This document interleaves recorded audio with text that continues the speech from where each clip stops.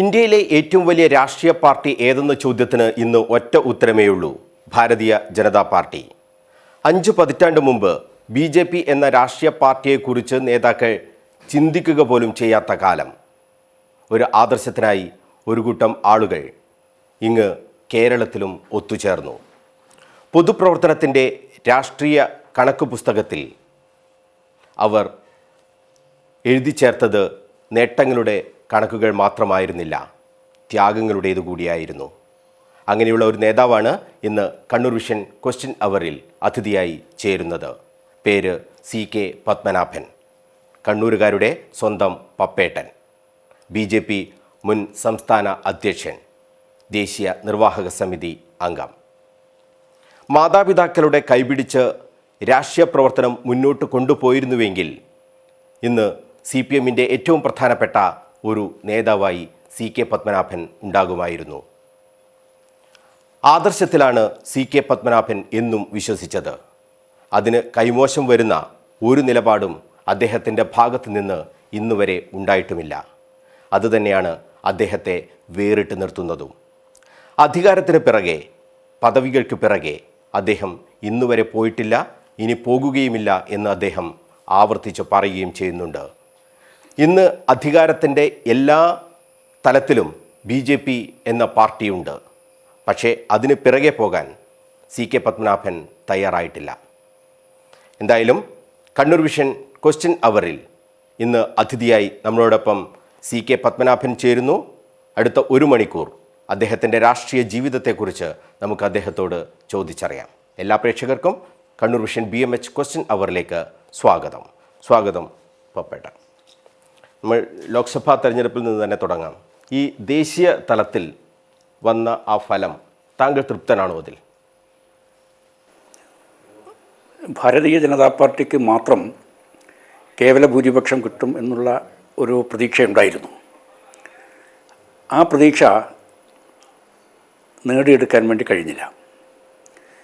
എങ്കിൽ പോലും സഖ്യകക്ഷികളുടെ പിന്തുണയോടുകൂടി ഭരണത്തിൽ വരാനുള്ള വ്യക്തമായ ഭൂരിപക്ഷം BJPക്ക് കിട്ടി. ആ അടിസ്ഥാനത്തിൽ BJP അധികാരത്തിൽ വരികയും ചെയ്തു. പക്ഷേ ഈ പാർലമെൻറ്റ് തിരഞ്ഞെടുപ്പിൻ്റെ വിധിയിൽ ഗുണപരമായ ഒരു മാറ്റം ഞാൻ കാണുന്നുണ്ട്. അത് ശക്തമായൊരു പ്രതിപക്ഷം പാർലമെൻറ്റിൽ വന്നു എന്നുള്ളതാണ്. ആ ശക്തമായ പ്രതിപക്ഷത്തിൻ്റെ അഭാവം കഴിഞ്ഞ 10 വർഷം നമ്മുടെ നാട്ടിൽ ജനാധിപത്യ വ്യവസ്ഥയെ അലട്ടിക്കൊണ്ടിരുന്ന ഒരു പ്രധാനപ്പെട്ട പ്രശ്നമായിരുന്നു. പാർലമെൻ്ററി ജനാധിപത്യത്തിൽ ഏറ്റവും പ്രധാനപ്പെട്ട 2 ഘടകം എന്ന് പറയുന്നത് ഒന്ന് ശക്തമായ ഭരണപക്ഷവും അതോടൊപ്പം ശക്തമായ പ്രതിപക്ഷവുമാണ്. പക്ഷേ 2014 തെരഞ്ഞെടുപ്പിന് ശേഷം പ്രതിപക്ഷ നിര ദുർബലമായതായിട്ടാണ് നമുക്ക് കാണാൻ വേണ്ടി കഴിഞ്ഞത്. ഒരു പ്രതിപക്ഷ നേതൃസ്ഥാനം ഏറ്റെടുക്കാനുള്ള ഒരു അവസ്ഥ പോലും പ്രമുഖമായിട്ടുള്ള കോൺഗ്രസ്സിന് ലഭിച്ചില്ല. അത് നമ്മുടെ ജനാധിപത്യത്തിൻ്റെ ഒരു ക്ഷീണമാണ് എന്നാണ് എൻ്റെ വ്യക്തമായിട്ടുള്ള അഭിപ്രായം. 2024 പാർലമെൻറ്റ് തെരഞ്ഞെടുപ്പിൻ്റെ ജനവിധി എന്ന് പറയുന്നത്, അതിൽ പഠിക്കേണ്ട ഏറ്റവും പ്രധാനപ്പെട്ട വിഷയം ഭരണപക്ഷത്തോടൊപ്പം കിടപിടിക്കാവുന്ന വിധത്തിൽ ശക്തമായ ഒരു പ്രതിപക്ഷ നിരയുടെ സാന്നിധ്യം നമ്മുടെ പാർലമെൻറ്റിൽ വന്നു കഴിഞ്ഞു എന്നുള്ളതാണ്. ആ നിലയിൽ ഈ ജനവിധിയെ വളരെ പോസിറ്റീവായിട്ടാണ് ഞാൻ കാണുന്നത്.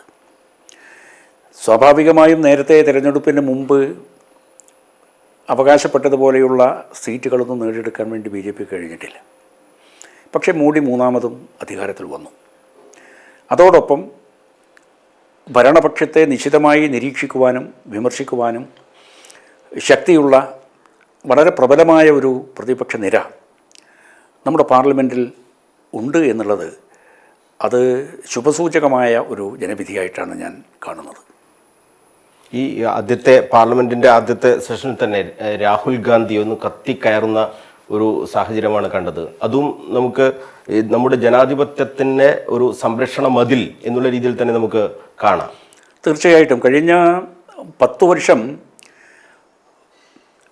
രാഹുൽ ഗാന്ധി പാർലമെൻറ്റിലും പുറത്തു നടത്തിയിട്ടുള്ള ഒരുപാട് പ്രവർത്തനങ്ങളും പ്രക്ഷോഭങ്ങളുമുണ്ട്. ആ സമയത്ത് അദ്ദേഹം പറഞ്ഞ ഒരുപാട് കാര്യങ്ങളുണ്ട്. അത് കുറച്ചുകൂടി ശക്തവും വ്യക്തവുമായ ഭാഷയിൽ പ്രതിപക്ഷ നേതാവ് എന്ന നിലയിൽ ഉന്നയിക്കുവാൻ കിട്ടിയ അവസരം അദ്ദേഹം ഫലപ്രദമായി വിനിയോഗിച്ചു എന്നാണ് എൻ്റെ അഭിപ്രായം. അത് നമുക്ക് നല്ലതാണത്. ജാഗ്രതയോടുകൂടി പ്രവർത്തനം നടത്തുവാനുള്ള ഒരു സാഹചര്യം ഭരണപക്ഷത്തിനും കിട്ടി. അപ്പോഴത് നമുക്കൊരു ഭാവിയിലേക്ക് ഗുണപരമായ ഒരു മാറ്റം നമ്മുടെ രാജ്യത്തുണ്ടാക്കും എന്നാണ് ഞാൻ വിശ്വസിക്കുന്നത്. ഈ നമ്മുടെ രാജ്യത്തിൻ്റെ പേര് പോലും മാറ്റും എന്നുള്ള രീതിയിലൊക്കെയുള്ള ചർച്ചകൾ, ഇന്ത്യ പോയി ഭാരതമായി മാറും എന്നുള്ള രീതിയിലൊക്കെയുള്ള ചർച്ചകളൊക്കെ വന്നു. ഇതൊക്കെ ആ പ്രതിപക്ഷം ശക്തമല്ലാതിരുന്നതിൻ്റെ ഒരു പ്രതിഫലനം കൂടിയായിരുന്നില്ലേ ശരിക്കും? അത് ഈ ഭാരതം എന്ന് പേര് വരുന്നതിൽ ഒരു തെറ്റും നമുക്ക് പറയാൻ സാധ്യമല്ല. കാരണം നമ്മൾ ഭാരതമാണിത്. നമ്മൾ സ്വാതന്ത്ര്യ സമരകാലത്ത് മഹാത്മജിയുടെ നേതൃത്വത്തിൽ നടന്നിട്ടുള്ള ആ വലിയ പോരാട്ടത്തിൽ ഉയർന്നു കേട്ട ഏറ്റവും ശക്തമായിട്ടുള്ള ഒരു മുദ്രാവാക്യം ഭാരത് മാതാ കി ജയ് എന്നുള്ളതായിരുന്നു. അതുകൊണ്ട് ഭാരതം എന്ന രീതിയിൽ വരുന്നതിൽ നമുക്ക് അടിസ്ഥാനപരമായിട്ടൊരു തെറ്റും കാണാൻ വേണ്ടി സാധിക്കില്ല. പക്ഷേ ഓരോ കാര്യവും ഈ പ്രതിപക്ഷ ശബ്ദത്തെ ഒട്ടും പരിഗണിക്കാതെ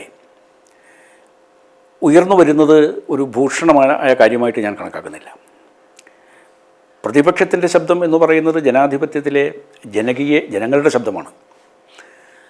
ആ ശബ്ദത്തിന് അർഹമായിട്ടുള്ള ബഹുമാനം കൊടുക്കാൻ വേണ്ടി നമുക്ക് കഴിയണം. അപ്പോഴേ ജനാധിപത്യ സംസ്കാരം അതിൻ്റെ ഒരു പൂർണ്ണതയിലെത്തുകയുള്ളൂ. ഈ കാര്യങ്ങളൊക്കെ വരുമ്പോഴാണ് പ്രതിപക്ഷ നേതാക്കളൊക്കെ തന്നെ ജയിലിലേക്ക് പോകുന്ന സാഹചര്യം. ED, CBI തുടങ്ങിയ ഏജൻസികളെയൊക്കെ ഉപയോഗിച്ചുകൊണ്ടുള്ള ഒരു വേട്ടയാടൽ നടക്കുന്നു എന്ന് പ്രതിപക്ഷം ആരോപിക്കുകയാണ്.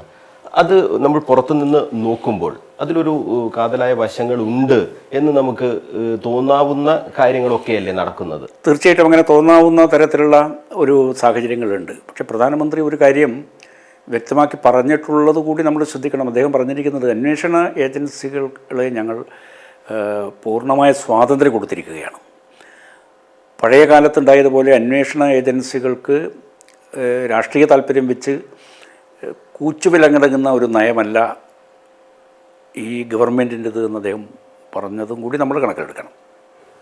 ഈ പ്രതിപക്ഷം ഇങ്ങനെ ദുർബലമാകുന്നു, കോൺഗ്രസ് മുക്ത ഭാരതം എന്നുള്ള രീതിയിലേക്ക് പ്രചരണം കൊണ്ടുപോകുന്നു. അതൊക്കെ ഈ കോൺഗ്രസ് മുക്ത ഭാരതം എന്നുള്ളത് നടപ്പാക്കാൻ കഴിയുന്നതാണോ? അത് നടപ്പായാൽ ഇന്ത്യയുടെ ഒരു അവസ്ഥ എന്തായിരിക്കും?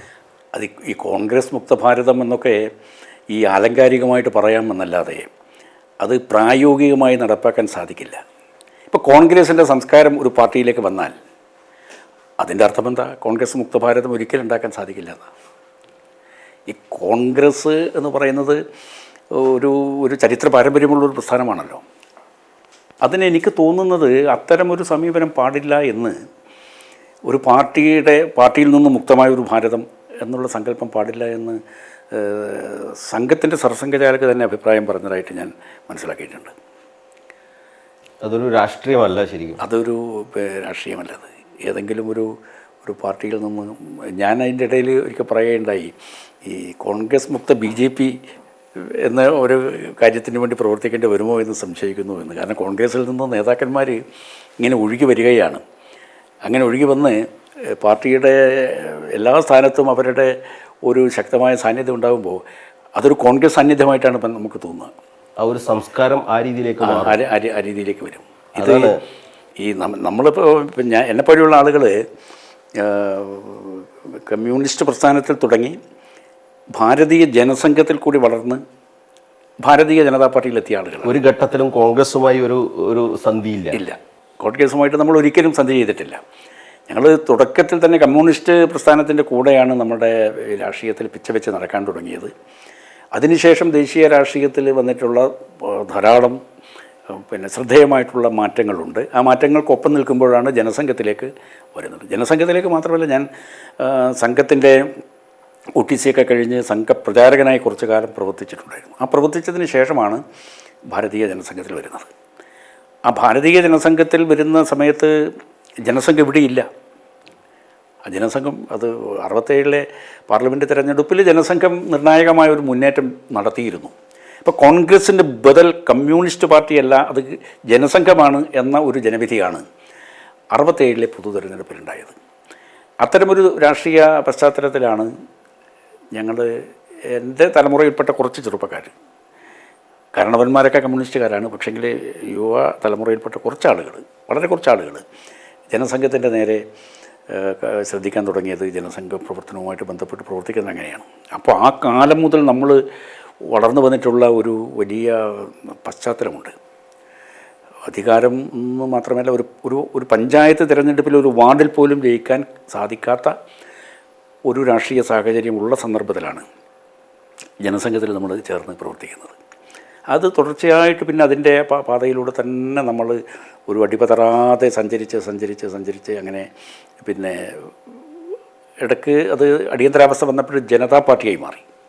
അടിയന്തരാവസ്ഥയിൽ ജനസംഘം, സംഘടനാ കോൺഗ്രസ്, സോഷ്യലിസ്റ്റ് പാർട്ടി തുടങ്ങിയിട്ടുള്ള പാർട്ടികളൊക്കെ ഒരുമിച്ച് ലയിച്ചിട്ടാണ് ജനതാ പാർട്ടി ഉണ്ടായത്. അടിയന്തരാവസ്ഥയുടെ ഒരു സാഹചര്യം അങ്ങനെയായിരുന്നു. നേതാക്കന്മാരൊക്കെ ജയിലിലായിരുന്നു, ഞങ്ങളൊക്കെ ജയിലിൽ പോയ ആളുകളാണ്. ഇപ്പം അടിയന്തരാവസ്ഥക്കെതിരെ ശക്തമായ സമരം നടത്തി 15 മാസം വിയൂർ ജയിലിൽ കിടന്ന ഒരു വ്യക്തിയാണ് ഞാൻ. അതുപോലെ തന്നെ ഈ ബംഗ്ലാദേശ് യുദ്ധം വരുന്നതിന് തൊട്ട് മുമ്പ് ജനസംഘം പാർലമെൻറ്റ് മാർച്ച് നടത്തിയിരുന്നു. അവിടെ നിരോധനാജ്ഞ ഉണ്ടായിരുന്നു. അപ്പോൾ ബംഗ്ലാദേശിനെ അംഗീകരിക്കണം എന്നാവശ്യപ്പെട്ടുകൊണ്ടുള്ള ഒരു പാർലമെൻറ്റ് മാർച്ച് കുറേ ദിവസം തുടർച്ചയായിട്ട് നടന്ന ഒരു പാർലമെൻറ്റ് മാർച്ച് ഉണ്ടായിരുന്നു. ആ മാർച്ചിൽ പങ്കെടുത്തിട്ട് അവിടെയും ജയിലിൽ പോയിട്ടുണ്ട്, തിഹാർ ജയിലിൽ കിടന്നിട്ടുണ്ട്. അങ്ങനെയുള്ള ഒരുപാട് അനുഭവങ്ങളുണ്ട് നമുക്ക്. പക്ഷേ അന്ന് പിന്നെ ആ ബംഗ്ലാദേശ് യുദ്ധം കഴിഞ്ഞ് ശ്രീമതി ഇന്ദിരാഗാന്ധി നല്ല ഭൂരിപക്ഷത്തോടു കൂടി വിജയിച്ചു. അങ്ങനെ വിജയിച്ച് പിന്നെ അതിന് ശേഷമാണ് പിന്നെ അടിയന്തരാവസ്ഥ വരുന്നത്. ആ വിജയം ഒരുപക്ഷെ ഈ അമിതാധികാരത്തിൻ്റെ ലഹരി ശ്രീമതി ഇന്ദിരാഗാന്ധിയെ സ്വാധീനിച്ചിട്ടുണ്ടായിരിക്കാമെന്നാണ് തോന്നുന്നത്. പക്ഷേ അവർ ബംഗ്ലാദേശ് യുദ്ധത്തിൻ്റെ സമയത്ത് അവർ കാണിച്ചിട്ടുള്ള ഒരു ധൈര്യം, അതൊരു നിസ്സാരമായ ഒരു ധൈര്യമല്ലത്. അമേരിക്കൻ പ്രസിഡൻറ്റിനോട് നിങ്ങളുടെ 7ാം കപ്പൽപ്പട ഇങ്ങോട്ട് അയക്കും, യുദ്ധം നിർത്തിയിട്ട് പാകിസ്ഥാനുമായിട്ട് ഒത്തുതീർപ്പുണ്ടാക്കണം എന്ന് അവിടുന്ന് പറഞ്ഞപ്പോൾ, നിക്സൺ പറഞ്ഞപ്പോൾ ശ്രീമതി ഇന്ദിരാഗാന്ധി പറഞ്ഞു, 7ാം കപ്പൽപ്പടയെ നിങ്ങൾ അയക്കുന്നത് കൊള്ളാം, പക്ഷേ അത് പുറത്തു പോകണോ എന്ന് തീരുമാനിക്കേണ്ടത് ഞാനായിരിക്കും. എൻ്റെ അനുവാദം കൂടാതെ അതിന് പുറത്ത് പോകാൻ സാധിക്കില്ല എന്ന് അമേരിക്കൻ പ്രസിഡൻറ്റിനോട് പറഞ്ഞ് ആ യുദ്ധം നയിച്ച് പാകിസ്ഥാനെ പിളർത്തി ഏതാണ്ട് 93,000 വരുന്ന പാകിസ്ഥാൻ പട്ടാളക്കാരെ ഇന്ത്യൻ സൈന്യത്തിന് മുമ്പിൽ കീഴടക്കി. അങ്ങനെ ഒരു അത്ഭുതകരമായിട്ടുള്ള ചരിത്രം സൃഷ്ടിച്ചിട്ടുള്ള ഒരു ഉരുക്ക് വനിതയാണ് ശ്രീമതി ഇന്ദിരാഗാന്ധി എന്നുള്ള കാര്യത്തിൽ എനിക്ക് യാതൊരു സംശയവുമില്ല. അതേസമയത്ത് അവരെ അടിയന്തരാവസ്ഥ, അവരുടെ പ്രധാനമന്ത്രി പദം കോടതിയുടെ വിധിയെ തുടർന്ന് ചോദ്യം ചെയ്യപ്പെട്ടപ്പോൾ അത് ഉറപ്പിച്ചു നിർത്താൻ വേണ്ടി അവർ ആഭ്യന്തര അടിയന്തരാവസ്ഥ പ്രഖ്യാപിച്ചു. ജനാധിപത്യ അവകാശങ്ങളെയൊക്കെ കാറ്റിൽ പറത്തി ഭരണഘടന റദ്ദ് ചെയ്തു. പ്രതിപക്ഷ നേതാക്കന്മാരെ മാത്രമല്ല, സ്വന്തം പാർട്ടിക്കുള്ളിൽ അവരുടെ അധികാരത്തെ ചോദ്യം ചെയ്തിരുന്ന, അന്ന് യുവതുർക്കികൾ എന്നറിയപ്പെട്ടിരുന്ന എസ് ചന്ദ്രശേഖർ, മോഹൻ ദാരിയ, കൃഷ്ണകാന്ത് തുടങ്ങിയിട്ടുള്ള നേതാക്കന്മാരെയും അവർ അന്ന് ജയിലിലടച്ചു. ആ ജയിലിലടക്കാൻ വേണ്ടിയിട്ട് അവർ ഉപയോഗിച്ചത് അന്നൊരു പുതിയ കരിനിയമം കൊണ്ടുവന്നിരുന്നു. Maintenance of internal security act എന്നാണ് അതിൻ്റെ പേര്, മിസ. അപ്പം ഞങ്ങളൊക്കെ ആ മിസ അനുസരിച്ചിട്ട് ജയിലിൽ പോയവരാണ്. അതായത് അറസ്റ്റ് ചെയ്താൽ കോടതിയിൽ കൊണ്ടുപോകണ്ട, കോടതിയിൽ കൊണ്ടുപോയേ വേണ്ട, പോലീസിന് നേരെ ജയിലിലേക്ക് അയക്കാം. അങ്ങനെ ഞങ്ങളൊക്കെ എന്നെപ്പോലെയുള്ള കുറേ ആളുകൾ അന്ന് അതിഭീകരമായ മർദ്ദനം അഴിച്ചുവിട്ട ഒരു സമയത്താണ് ഞങ്ങൾ സമരം നടത്തുന്നത്, മാർച്ച് നടത്തുന്നത്, പ്രകടനം നടത്തുന്നത്. ഇന്നത്തെ പോലെ ഈ ചാനലുകൾക്ക് മുമ്പിൽ പോയി 2 മുദ്രാവാക്യം വിളിച്ച് ചാനലിൽ വരും ഒന്ന് ഉറപ്പായി കഴിഞ്ഞാൽ സമരം നിർത്തി പിരിഞ്ഞു പോകുന്ന സമരമല്ലത്. അടിയന്തരാവസ്ഥക്കെതിരായ സമരം ആദ്യത്തെ 1-2 പ്രകടനത്തിലൊന്നും വലിയ തരത്തിലുള്ള പ്രശ്നമുണ്ടായി. പിന്നെ ഗവൺമെൻറ് തീരുമാനിച്ചു ഒരു കാരണവശാലും അടിച്ചമർത്തണം സമരത്തെ എന്നുള്ള തീരുമാനം നടപ്പാക്കാൻ തുടങ്ങിയപ്പോൾ സമരം നടത്തിയ ആളുകളെയൊക്കെ അതിഭീകരമായിട്ട് മർദ്ദിച്ചിട്ടുണ്ട്. പുതിയ മർദ്ദന മുറകൾ അവർ കൊണ്ടുവന്ന് എല്ലൊടിയുന്ന തരത്തിലുള്ള മർദ്ദനം നടത്തിയിട്ടുണ്ട്. അങ്ങനെ മർദ്ദനം നടക്കുന്ന സമയത്താണ് ഞങ്ങൾ സമരത്തിന് പോകുന്നത്. അപ്പോൾ ഞങ്ങൾക്ക് കൃത്യമായിട്ട് അറിയാം ഇത് മർദ്ദനം ഏൽക്കേണ്ടി വരും, അതിഭീകരമായിട്ട് ഏൽക്കേണ്ടി വരും. പക്ഷേ വളരെ ശക്തമായിട്ടുള്ള നിർദ്ദേശം നമുക്കുണ്ടായിരുന്നു. എത്ര ഭീകരമായ മർദ്ദനം ഉണ്ടായാലും അത് ഗാന്ധിജിയുടെ മാർഗത്തിലായിരിക്കണം നമ്മുടെ സമരം. ഒരു ഒരു ഒരു ഒരു തരി മണ്ണ് പോലും ഒരു പോലീസ് യൂണിഫോമിലേക്ക് വലിച്ചെറിയാൻ പാടില്ല, പ്രകോപനം ഉണ്ടാവാൻ പാടില്ല. മഹാത്മാഗാന്ധിക്ക് ജയ്, ഭാരത് മാതാക്ക് ജയ്, അടിയന്തരാവസ്ഥ അറബിക്കടൽ, ഈ 3 മുദ്രാവാക്യമാണ്. അപ്പോൾ ഗാന്ധിജിയുടെ ഈ സഹന സമരത്തിൻ്റെ ഒരു ഒരു പ്രാധാന്യം, അതിൻ്റെ ഒരു ശക്തി മനസ്സിലായത് അടിയന്തരാവസ്ഥക്കെതിരായ സമരം നടത്തിയ സമയത്ത്. അങ്ങനെ ഞങ്ങളിത് മർദ്ദനേൽക്കാൻ വേണ്ടി തയ്യാറായിട്ട് തന്നെ പോയത്. ഇപ്പോൾ ഞാൻ തൃശ്ശൂരിൽ അന്ന് ജനസംഘത്തിൻ്റെ സംഘടനാ സെക്രട്ടറി ആയിരുന്നു, തൃശ്ശൂർ ജില്ലാ സംഘടനാ സെക്രട്ടറി. ഇവിടുന്ന് ഇങ്ങനെ ഓരോ സംഘടനാ സെക്രട്ടറി പദവി അത് വന്ന് പ്രൊമോഷൻ കിട്ടി 1975 മാർച്ച് മാസത്തിൽ വയനാട്ടിൽ നിന്ന് അങ്ങോട്ട് പോയതാണ്, തൃശ്ശൂർ ജില്ലാ സംഘടനാ സെക്രട്ടറി. മാർച്ചിൽ പോയിട്ട് ജൂൺ 26-ാം തീയതി അടിയന്തരാവസ്ഥ 25 വയസ്സ് അത്രേ ഉള്ളൂ. ആ ചെറുപ്പത്തിൻ്റെ ഒരു ഉശിരുണ്ടാവുമല്ലോ. അതുകൊണ്ട് എന്തിനും നേരിടാൻ തയ്യാറായിട്ടാണ്. അന്ന് പലതരത്തിലുള്ള സമരമുറകളെക്കുറിച്ച് പിന്നെ പറഞ്ഞത് ഇത്രയും ഭീകരമായിട്ട് നേതാക്കന്മാർ ജയപ്രകാശ് നാരായണനെ പോലെയുള്ള മഹാരഥന്മാരായ ആളുകളെയൊക്കെ പിടിച്ച് കോടതിയിൽ കൊണ്ടുപോകാതെ നേരെ അറസ്റ്റ് ചെയ്തു. വാജ്പേയി പോലെയുള്ള ആളുകളെ ഒക്കെ അറസ്റ്റ് ചെയ്ത് ജയിലിൽ കൊണ്ടുപോയപ്പോൾ അതിനെതിരായിട്ട് അക്രമാസക്തമായ സമരം വേണമെന്നുള്ള അഭിപ്രായം പിന്നെ ഞങ്ങളുടെ കൂടെ തന്നെയുള്ള ആൾക്കുണ്ടായിരുന്നു. എനിക്ക് നന്നായിട്ടറിയാം, തൃശ്ശൂർ ജില്ലയിൽ വളവത്ത് ശങ്കരനാരായണ മാസ്റ്റർ എന്ന് പറഞ്ഞൊരു അധ്യാപകനുണ്ടായിരുന്നു. അദ്ദേഹം നമ്മുടെ മത്സ്യത്തൊഴിലാളി സംഘത്തിൻ്റെ ഒരു വലിയ നേതാവുമായിരുന്നു, നല്ല ഒരു ശക്തനായ സംഘാടകൻ. അദ്ദേഹം എന്നോട് പറഞ്ഞു, CKP നമ്മൾ ഈ സമരം ഇപ്പം നമ്മളെ കിട്ടിയ സമരം ഉണ്ടല്ലോ, ആ സമരം പോരാ, നമുക്ക് വേറൊരു തരത്തിലുള്ള സമരം നടത്തണം. ഞാൻ ചോദിച്ചു എന്താണെന്ന്. അപ്പോൾ അവർ പറഞ്ഞു, നമുക്ക് പോലീസ് യൂണിഫോം ഉണ്ടാക്കണം, എന്നിട്ട് നമ്മൾ പോലീസ് യൂണിഫോം ധരിച്ച് വണ്ടിയെടുത്ത് പോയിട്ട് ഈ അക്രമം നടത്തുന്ന പോലീസുകാരെ അറസ്റ്റ് ചെയ്ത് കൊണ്ടുപോയിട്ട് മർദ്ദിക്കണം, പിടിച്ചുകൊണ്ട് പോയിട്ട് രഹസ്യത്തെ എന്ന് പറഞ്ഞ് അങ്ങനെയൊക്കെ ചിന്തിച്ചൊരു കാലം ഉണ്ടായിരുന്നു. പക്ഷേ വളരെ ശക്തമായിട്ടുള്ള ഒരു നിർദ്ദേശം നമുക്ക് കിട്ടിയത് ഈ വാഴ്ചക്കെതിരായിട്ടുള്ള സമരം തികച്ചും ഗാന്ധിയൻ സമരമാണ്. അതാണ് അതിൻ്റെ മഹത്വം, അതാണ് ആ സഹന സമരം. ഒരിടത്തും ഒരു പോലീസുകാരനും ഒരു ഉപദ്രവം ഏൽപ്പിച്ചിട്ടില്ല, എല്ലാം സഹിച്ചു. എല്ലാ മർദ്ദനത്തെയും പിന്നെ നമ്മൾ നന്നായിട്ട് സഹിച്ച് 21 മാസം അങ്ങനെ നീണ്ടു നിന്ന ഒരു സമരമായിരുന്നു അത്. നമ്മൾ ഈ BJPയുടെ പ്രവർത്തനത്തിലേക്കൊക്കെ ഇങ്ങനെ പതുക്കെ വരികയാണ്. താങ്കൾ പറഞ്ഞതുപോലെ ഒരു പഞ്ചായത്തിൽ ഒരു വാർഡ് മെമ്പർ പോലും ഉണ്ടാകും എന്ന് സ്വപ്നം പോലും കാണാൻ കഴിയാത്ത ഒരു കാലം. താങ്കളുടെ പശ്ചാത്തലം എന്ന് പറയുന്നത് ഒരു കമ്മ്യൂണിസ്റ്റ് പശ്ചാത്തലം. ഈ BJP ഇങ്ങനെ ഇഴഞ്ഞിഴഞ്ഞ് നീങ്ങുമ്പോഴും വീണ്ടും CPMലേക്കൊക്കെ വാ എന്ന് പറഞ്ഞുകൊണ്ട് നേതാക്കൾ സമീപിച്ചിരുന്നു ആ ഘട്ടത്തിൽ. അത് അങ്ങനെ ഒരു സംഭവം ഉണ്ടായത്, ഞാൻ ഈ PK വാസുദേവൻ നായർ അന്തരിച്ചപ്പോഴാണ് തിരുവനന്തപുരം പാർലമെൻറ്റ് ഉപതെരഞ്ഞെടുപ്പ് വന്നത്. ആ ഉപതെരഞ്ഞെടുപ്പ് വന്ന സമയത്ത് പിന്നെ ആരായിരിക്കണം സ്ഥാനാർത്ഥി എന്നൊക്കെ ഇങ്ങനെ അന്വേഷിച്ച് അവരിങ്ങനെ കുറേ നടന്നിട്ട് പിന്നെ പന്നിൻ രവീന്ദ്രൻ മത്സരിച്ചത്. പന്നിൻ രവീന്ദ്രനാണ് LDFൻ്റെ സ്ഥാനാർത്ഥി, ശിവകുമാറാണ് UDFൻ്റെ സ്ഥാനാർത്ഥി. അപ്പോൾ നമ്മുടെ സ്ഥാനാർത്ഥി ആരായിരിക്കണം എന്നൊക്കെ പറഞ്ഞാൽ ഇവരിങ്ങനെ ആലോചിച്ചിട്ട് എൻ്റെ പേര് വന്നു. എനിക്ക് വാസ്തവത്തിൽ 0.5% പിന്നെ മത്സരിക്കാൻ താല്പര്യമില്ല. കാരണം തിരുവനന്തപുരത്ത് അന്ന് പിന്നെ സംഘടന ഒന്നില്ല, സംഘടന കുത്തഴിഞ്ഞ് കിടക്കുകയാണ്, സംഘടനാപരമായിട്ട് ഒരു തരത്തിലുള്ള അടിത്തറയും ഒന്നില്ല. അതൊന്ന്. 2, അന്ന് ഉപതെരഞ്ഞെടുപ്പിൽ മത്സരിക്കുക എന്നൊക്കെ പറഞ്ഞാൽ വലിയ പ്രശ്നങ്ങളാണ്. ഞാനതുകൊണ്ട് പറഞ്ഞു അതിന് മുമ്പ് മത്സരിച്ച രാജേട്ടനാണ്. അപ്പോൾ ഞങ്ങളെല്ലാം പറഞ്ഞു രാജഗോപാൽജി തന്നെ മത്സരിക്കട്ടെ. അപ്പോൾ ഈ ലീസ്റ്റ് 1, 2, 3 ഇങ്ങനെ ഒരു പാനൽ കൊടുക്കണമല്ലോ. അപ്പോൾ ഞങ്ങൾ പറഞ്ഞു ഒന്നാമത്തെ ലീസ്റ്റിൽ രാജേട്ടൻ, 2 രാജേട്ടൻ, 3 രാജേട്ടൻ, അങ്ങനെ കൊടുക്കണം രാജേട്ടന്. പക്ഷേ രാജേട്ടന് കറക്റ്റ് ഈ സംഗതി അറിയാം. രാജേട്ടൻ പറഞ്ഞു ഒരു കാരണവശാലും ഞാൻ മത്സരിക്കില്ല എന്ന് പറഞ്ഞിട്ട് അങ്ങനെ പിന്നെ രാജേട്ടൻ മാറി. പിന്നെ ഇവരിങ്ങനെ ആലോചിച്ചിട്ട് ആരെയാണ് പിന്നെ അവിടെ നിർത്തേണ്ടത്, പിന്നെ ഒരു അങ്ങനെ ഇവരെ പിന്നെ എൻ്റെ തലയിൽ കെട്ടിവിട്ടത്. അപ്പം ഞാൻ അതിൽ നിന്നും ഒഴിഞ്ഞു മാറാൻ വേണ്ടി ശ്രമിച്ചു. കാരണം പിന്നെ സംഘത്തിൻ്റെ ആയിട്ടുള്ള കുറച്ച് ചെറിയ പ്രശ്നമുണ്ടായിരുന്നു ആ സമയത്ത്. പ്രശ്നം എന്ന് പറഞ്ഞാൽ കുറച്ച് ആളുകൾക്ക്, സംഘമായിട്ടല്ല, സംഘത്തിലെ കുറച്ച് ആളുകൾക്ക് പിന്നെ ഒരു അതൃപ്തി അവിടെ അതിന് മുമ്പ് നടന്ന ഒരു സംഘർഷമായിട്ട് ബന്ധപ്പെട്ടിട്ടുണ്ടായിരുന്നു. അപ്പം ഞാൻ അത് വെച്ചുകൊണ്ട് പറഞ്ഞു, നിങ്ങൾ എന്നെ സ്ഥാനാർത്ഥിയാകരുത്, സംഘമൊക്കെ പിന്നെ അവർക്ക് എന്നോട് ഒരു അസംതൃപ്തിയുണ്ട്, അതുകൊണ്ട് പിന്നെ എന്നെ ഒഴിവാക്കണം എന്ന് പറഞ്ഞു. അങ്ങനെയൊക്കെ പറഞ്ഞിട്ട് ഞാൻ സമാധാനപരമായിട്ട് കൂടി വന്നത്. അപ്പോഴാണ് നമ്മുടെ സംഘത്തിൻ്റെ അഖിലേന്ത്യാ കാര്യകാരിണി, അതിൻ്റെ പ്രതിനിധി സഭ നോർത്ത് ഇന്ത്യയിൽ ഏതാ സ്ഥലം ഞാൻ പറഞ്ഞു, അവിടെ നിന്ന് നമ്മുടെ ഗോപാലകൃഷ്ണൻ, നമ്മുടെ പ്രാന്ത പ്രചാരകനാണ്, ഗോപാലകൃഷ്ണേട്ടൻ എന്നെ വിളിച്ചു. CKP ഇങ്ങനെ അവിടെ സ്ഥാനാർത്ഥിയെ നിർത്താൻ എന്നുള്ളത് പറയുന്നുണ്ട്. ഞാൻ പറഞ്ഞു ആരെ വേണമെങ്കിലും നിർത്തിക്കോട്ടെ, എനിക്ക് പറ്റില്ല, എനിക്ക് തീരെ വയ്യ, ഒന്നാമത് അതിനുള്ള മൂഡിലല്ല ഉള്ളത്. അങ്ങനെയല്ല എല്ലാവരും പറയുന്നത് പിന്നെ CKP നിൽക്കണം എന്നാണ് പറയുന്നത്. ഞങ്ങളുടെ എല്ലാ പിന്തുണയും ഉണ്ടാവും എന്ന് പറഞ്ഞു സംഘത്തിൻ്റെ. അതിനിടയിൽ ഇതുണ്ടായത് പിന്നെ നമ്മുടെ പിന്നെ ഇവിടെ ഒരു പ്രഭാരി ഉണ്ടായിരുന്നു നമുക്ക് തമിഴ്നാട്ടിൽ നിന്നുള്ള. അദ്ദേഹത്തോട് ഞാൻ പറഞ്ഞു ഇങ്ങനെ സംഘത്തിൻ്റെ എതിർപ്പൊക്കെ ഉണ്ടാകും, വെറുതെ നമ്മൾ നിർത്തുക. അപ്പോൾ അദ്ദേഹം പറഞ്ഞു ഞങ്ങൾ സംഘാധികാരികളായിട്ട് ചർച്ച ചെയ്തോട്ടെ എന്ന് ചോദിച്ചു. ഞാൻ പറഞ്ഞു ചർച്ച ചെയ്തോളൂ എന്ന്. പക്ഷെ ചർച്ച ചെയ്തിട്ട് അവർ ഇങ്ങനെ പറഞ്ഞു, ഇങ്ങനെ പിന്നെ അത് ഞങ്ങൾ സപ്പോർട്ടുണ്ടെന്ന്. അപ്പോൾ ഞാൻ കുടുങ്ങിപ്പോയതാണ്, എനിക്ക് ഒഴിയാൻ പറ്റിയില്ല. അങ്ങനെ മനസ്സോടെ കൊണ്ട് പിടിച്ചപ്പോൾ നിർത്തിയതാണ്. എനിക്ക് തോന്നുന്നത് ഒരു പാർലമെൻറ്റ് തെരഞ്ഞെടുപ്പിൽ അന്ന് ആകെ ചിലവഴിച്ച ഒരു 40 ലക്ഷം രൂപ ചിലവഴിച്ചിട്ടുണ്ടാവും. ഇന്ന് ഒരു വാർഡിൽ 40 ലക്ഷം 50 ലക്ഷം ഒരു കോർപ്പറേഷൻ വാർഡിലൊക്കെ ഇന്ന് 40 ലക്ഷം 50 ലക്ഷം ഇന്ന് ചിലവാക്കുന്നുണ്ട്, പാർട്ടി ചിലവാക്കുന്നുണ്ട്. അസംബ്ലിയിൽ കോടികൾ ചിലവാക്കുന്നുണ്ട്. പാർലമെൻറ്റിൽ എത്ര കോടികളാണെന്ന് നമുക്ക് പറയാൻ പറ്റില്ല. പക്ഷേ അന്ന് ആ ഉപതെരഞ്ഞെടുപ്പ് 40 ലക്ഷത്തിന് മേലെ ഇല്ല, പൈസ ഇല്ല.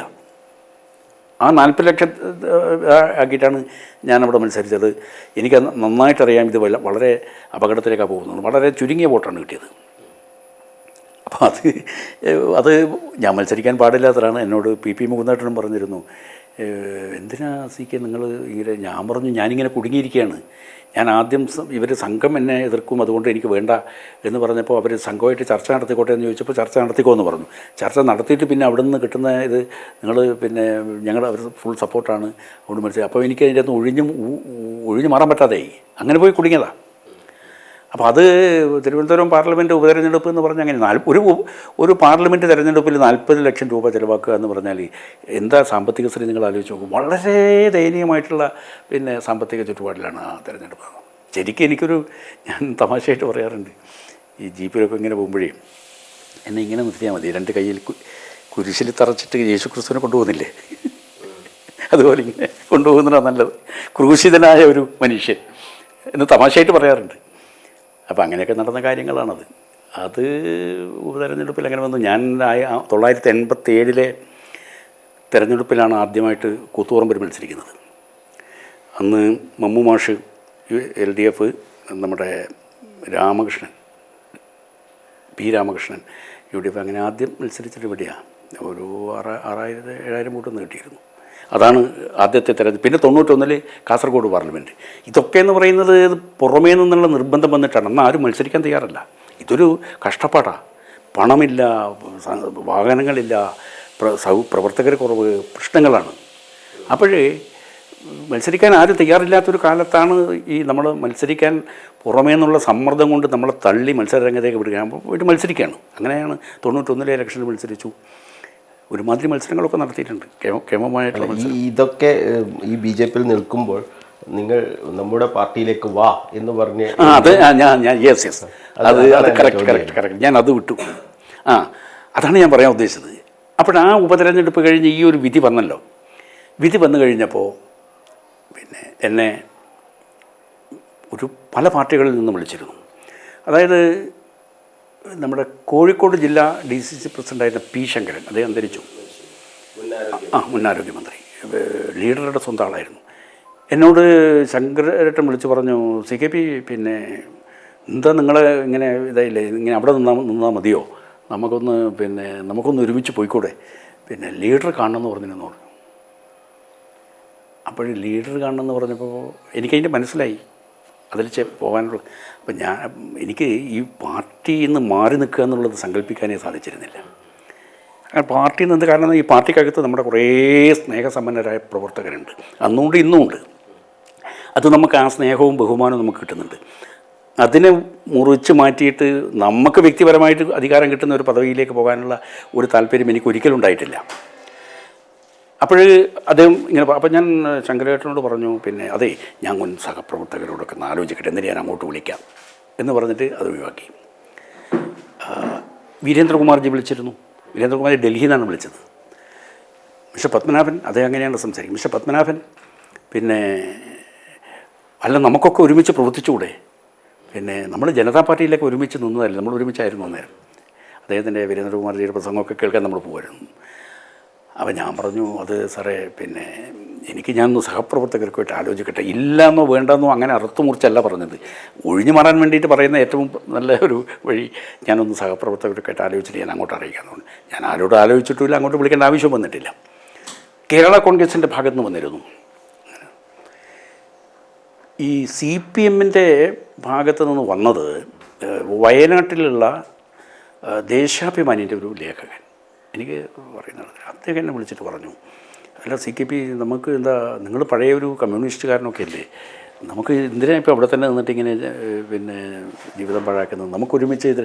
ഞാൻ പറഞ്ഞു, നിങ്ങളെന്തായി പറയുന്നത്, നിങ്ങളുടെ പാർട്ടിയിലേക്ക് വന്നാൽ എന്തായിരിക്കും സ്ഥിതി, നിങ്ങളുടെ പാർട്ടിയിൽ ചേരണം എന്നുണ്ടെങ്കിൽ എന്തെല്ലാം കടമ്പകളുണ്ട്, എത്ര കാലം അവിടെ പുറത്തുനിന്ന് പ്രവർത്തിക്കണം, കാൻഡിഡേറ്റ് മെമ്പർഷിപ്പ് എന്നൊക്കെ പറഞ്ഞ് അങ്ങനെ എന്തെല്ലാം പ്രയാസങ്ങളുണ്ട്, നിങ്ങൾ എങ്ങനെയാണ് എന്നെ വിളിക്കുന്നത്. ഞാൻ തമാശക്ക് പറഞ്ഞു. അപ്പോഴത്തേക്കും പറഞ്ഞു, അതൊന്നും നമുക്ക് സാരമില്ല, ചില പ്രത്യേക പരിഗണനകളൊക്കെ കൊടുക്കാനുള്ള വകുപ്പ് ഞങ്ങളുടെ ഭരണഘടനയിലുണ്ട് എന്ന് അദ്ദേഹം അന്ന് പറഞ്ഞിരുന്നു. പക്ഷെ നമ്മളത് ആ വഴിയിലേ ചിന്തിച്ചിട്ടില്ല. അങ്ങനെ ഇതിൻ്റെ അന്ന് പോയിട്ട് വേറൊരു പാർട്ടി ചേരുക എന്നുള്ള കാര്യം ഒരിക്കലും ചിന്തിച്ചിട്ടില്ല. അങ്ങനെ ചിന്തിക്കുന്നത് ഒന്നാമത് ഞാൻ നേരത്തെ പറഞ്ഞ പ്രശ്നങ്ങളാണത്. ഈ സുഹൃത്തുക്കൾ, സഹപ്രവർത്തകർ, അവരുടെ ഒരു സ്നേഹവും അതിൻ്റെ ഒരു ബന്ധമുണ്ട്.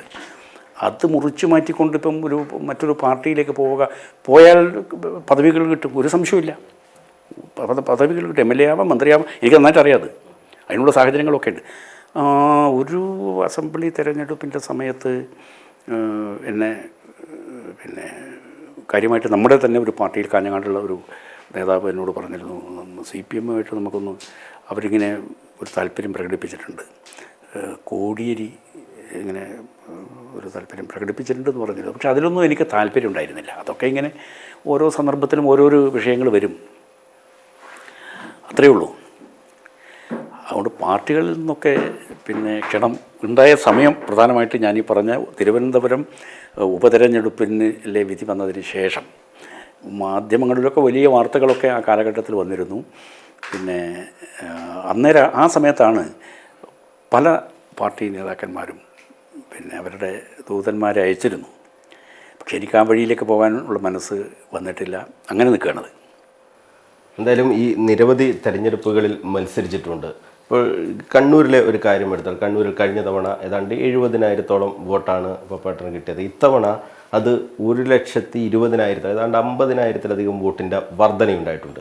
കോൺഗ്രസിൽ നിന്ന് വന്ന ഒരാൾ, തെരഞ്ഞെടുപ്പിന് ഏതാണ്ട് 2 മാസം മുമ്പ് മാത്രം വന്ന ഒരാളാണ് മത്സരിച്ചത്, C. രഘുനാഥ്.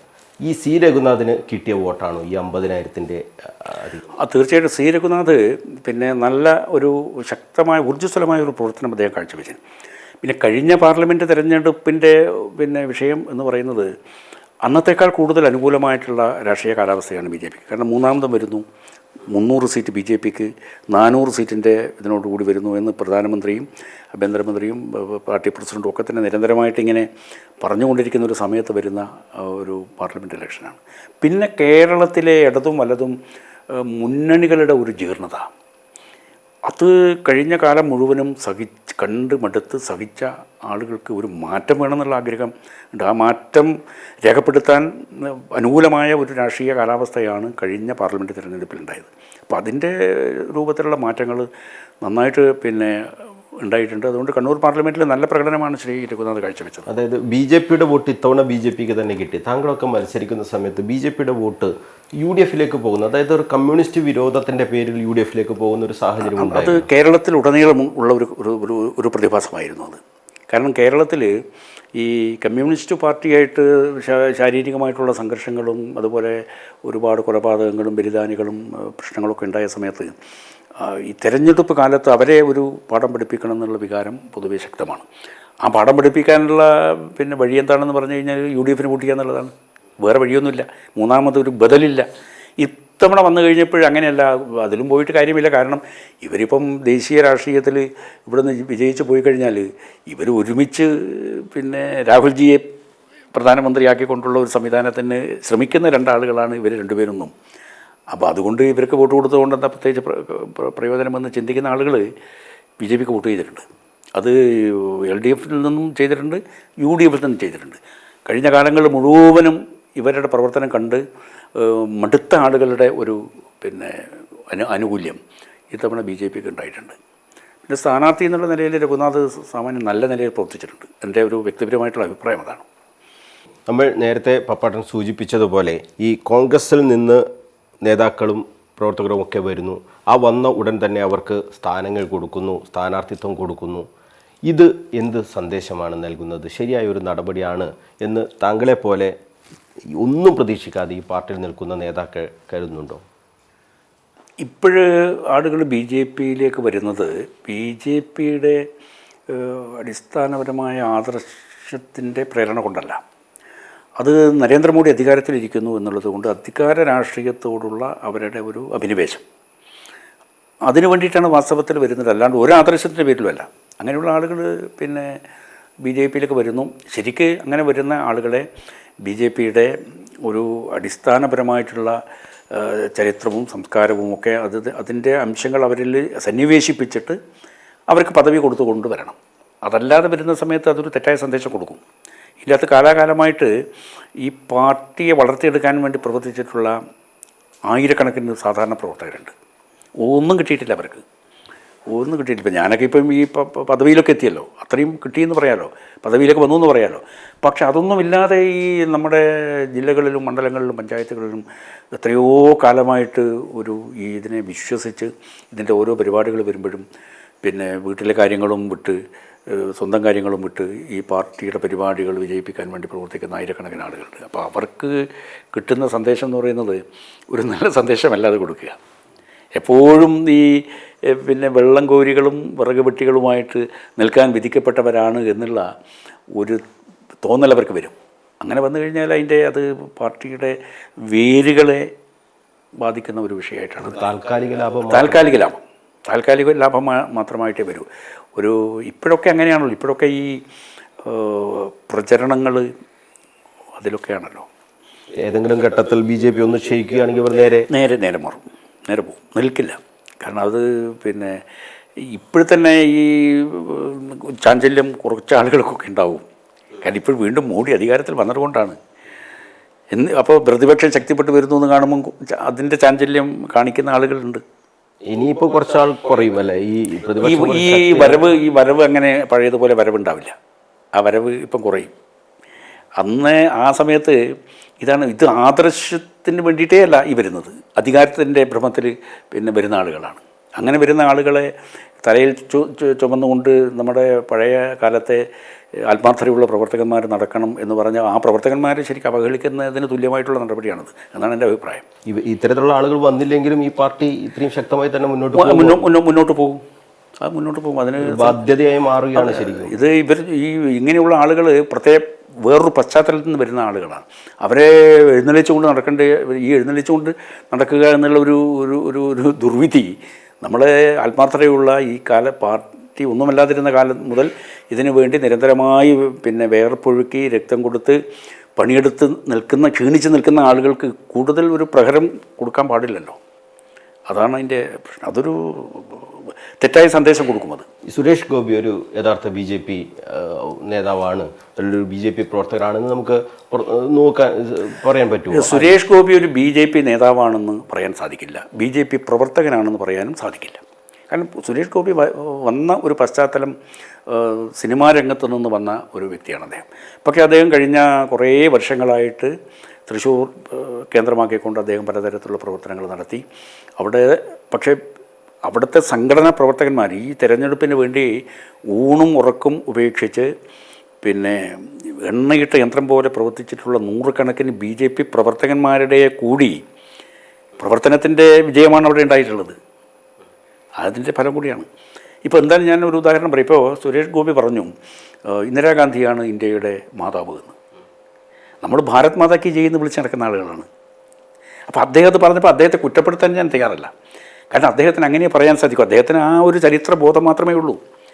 അദ്ദേഹം സിനിമാ രംഗത്ത് നിന്ന് വന്ന ആളാണ്. അപ്പോൾ പിന്നെ എനിക്ക് ഒരുപാട് മെസ്സേജ് കേരളത്തിൽ നിന്ന് പുറത്തുനിന്ന് വന്നു. എന്താണ് ഇദ്ദേഹം പറഞ്ഞുകൊണ്ട് നടക്കുന്നത്? നമ്മൾ ഭാരതത്തിൻ്റെ മാതാവാണ് ഇന്ദിരാഗാന്ധി പിന്നെ എന്ന് പറയുന്നത്. അതെങ്ങനെയാണത് പിന്നെ നമുക്ക് ഇത് സ്വീകരിക്കാൻ വേണ്ടി സാധിക്കുക? അദ്ദേഹം വന്ന ഒരു പശ്ചാത്തലത്തിൻ്റെ അടിസ്ഥാനത്തിൽ മാത്രം അതിനെ വിലയിരുത്തിയാൽ മതി. അദ്ദേഹത്തിനെ അതിൽ പ്രത്യേകിച്ച് കുറ്റപ്പെടുത്തിയിട്ട് കാര്യമില്ല. ബാലപാഠം പോലും അദ്ദേഹത്തിന് ഇല്ല എന്നുള്ളതാണ്. ഇതൊരു അടിസ്ഥാന വിഷയമാണ്. നമ്മൾ എല്ലാ കാലത്തും ഞങ്ങളൊക്കെ പറയാറുണ്ട്, തിരഞ്ഞെടുപ്പിലൊക്കെ പരാജയപ്പെട്ട് തളർന്നു കിടക്കുമ്പോഴും ഈ ഭാരത് മാതാക്ക് ജയ് എന്ന ഒരു മുദ്രാവാക്യത്തിൻ്റെ ശക്തിയിലാണ് നമ്മൾ വീണ്ടും തലയുയർത്തി മുന്നോട്ട് വരുന്നത്. അപ്പോൾ ഭാരതത്തിൻ്റെ മാതാവ് ഇന്ദിരാഗാന്ധിയാണെന്ന് പറയുമ്പോൾ ഇന്ദിരാഗാന്ധിയോടുള്ള ഒരു ബഹുമാനം കൊണ്ടായിരിക്കാം അദ്ദേഹം അത് പറഞ്ഞത്. അത്രയേ ഉള്ളൂ അതിൻ്റെ അപ്പുറത്തേക്ക് നമുക്കതിനെ ഒരു വിശദീകരിക്കേണ്ട ആവശ്യമില്ല. അത് അത്രയേ ഉള്ളൂ. ഇനിയിപ്പം അങ്ങനെ ഉള്ള വാക്കുകൾ ഇനിയും വരാനിടയുണ്ട്. അപ്പം അത് സഹിക്കുക എന്ന് മാത്രമേ. പാരതന്ത്ര്യം വിധി കൽപ്പിതമാണു തായേ എന്ന് മഹാകവി പാടിയതുപോലെ സഹിക്കുക മാത്രമേ നിർവാഹമുള്ളൂ. ഈ തൃശ്ശൂരിലെ ഒരു വിജയം അത് സുരേഷ് ഗോപിയുടെ ഒരു വിജയമായി തന്നെയാണ് അദ്ദേഹം കാണുന്നതെന്ന് തോന്നുന്നു. അത് പൂർണ്ണമായിട്ട് ശരിയല്ലത്. കാരണം എനിക്ക് നന്നായിട്ടറിയാം, അവിടെ എത്രയോ മാസങ്ങളായിട്ട് അവിടുത്തെ സംഘടനാ യന്ത്രം, അവിടുത്തെ പ്രവർത്തകർ, അവിടുത്തെ ചുമതലക്കാരൻ ഞാൻ അവിടുത്തെ ജയിലിൽ കിടന്ന ആളല്ലേ. ഞാൻ ജനസംഘത്തിൻ്റെ ജില്ലാ സംഘടനാ സെക്രട്ടറി പ്രവർത്തിക്കുമ്പോഴാണല്ലോ സമരം നടത്തി അവിടെ ഈ ജയിലിൽ പോയത്. അവിടുത്തെ ആ പ്രവർത്തകന്മാരൊക്കെ ആയിട്ട് എനിക്ക് നല്ലവണ്ണം അന്നും അറിയാം, ഇന്നും അവർ നന്നായിട്ട് അവരുമായിട്ടുള്ള ബന്ധമുണ്ട്.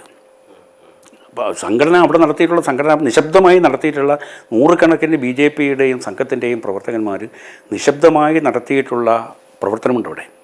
ആ പ്രവർത്തനവും പിന്നെ സുരേഷ് ഗോപിയുടെ ഒരു താരപരിവേഷം, ഇത് രണ്ടും കൂടി ചേർന്നിട്ടാണ്. അല്ലാതെ ഒന്ന് മാത്രം എന്ന് പറഞ്ഞുകൂടാ.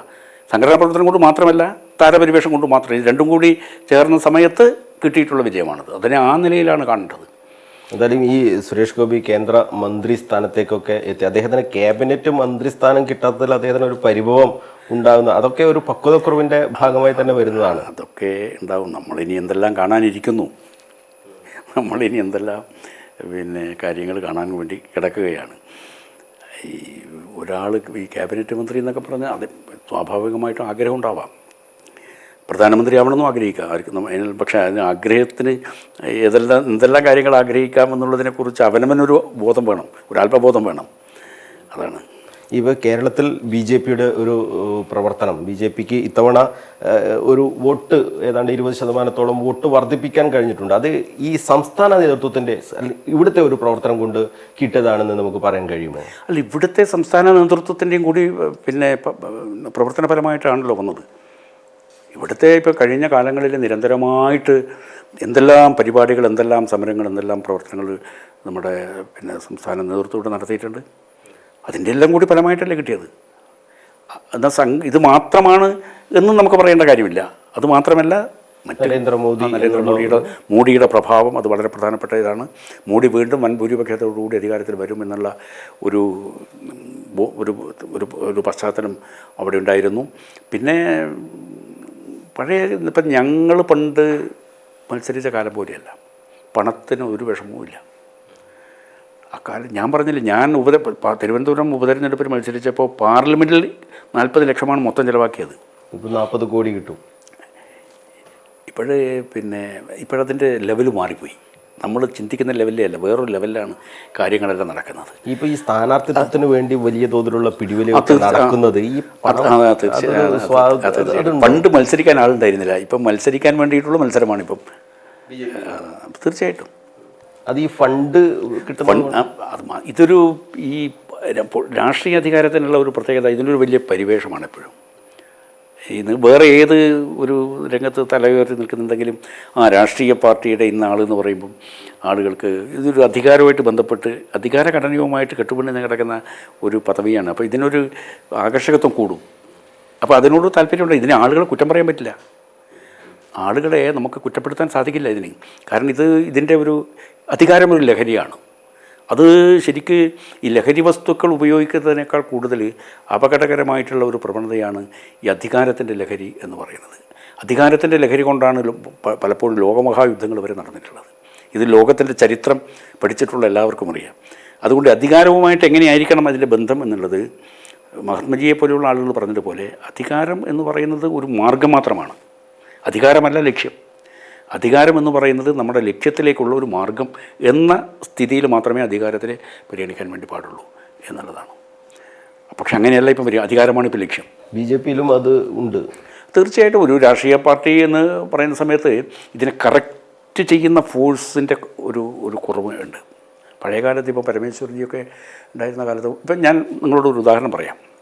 മറ്റൊരു ഉദാഹരണം, ജനസംഘത്തിൻ്റെ കാലത്ത് ലോകസഭയിൽ ഒരു BJP MP മധ്യപ്രദേശത്ത് നിന്നുള്ള ഹുക്കുംചന്ദ് കച്ചവായിയാണെന്ന് എനിക്ക് പേര് നല്ല ഓർമ്മയില്ല.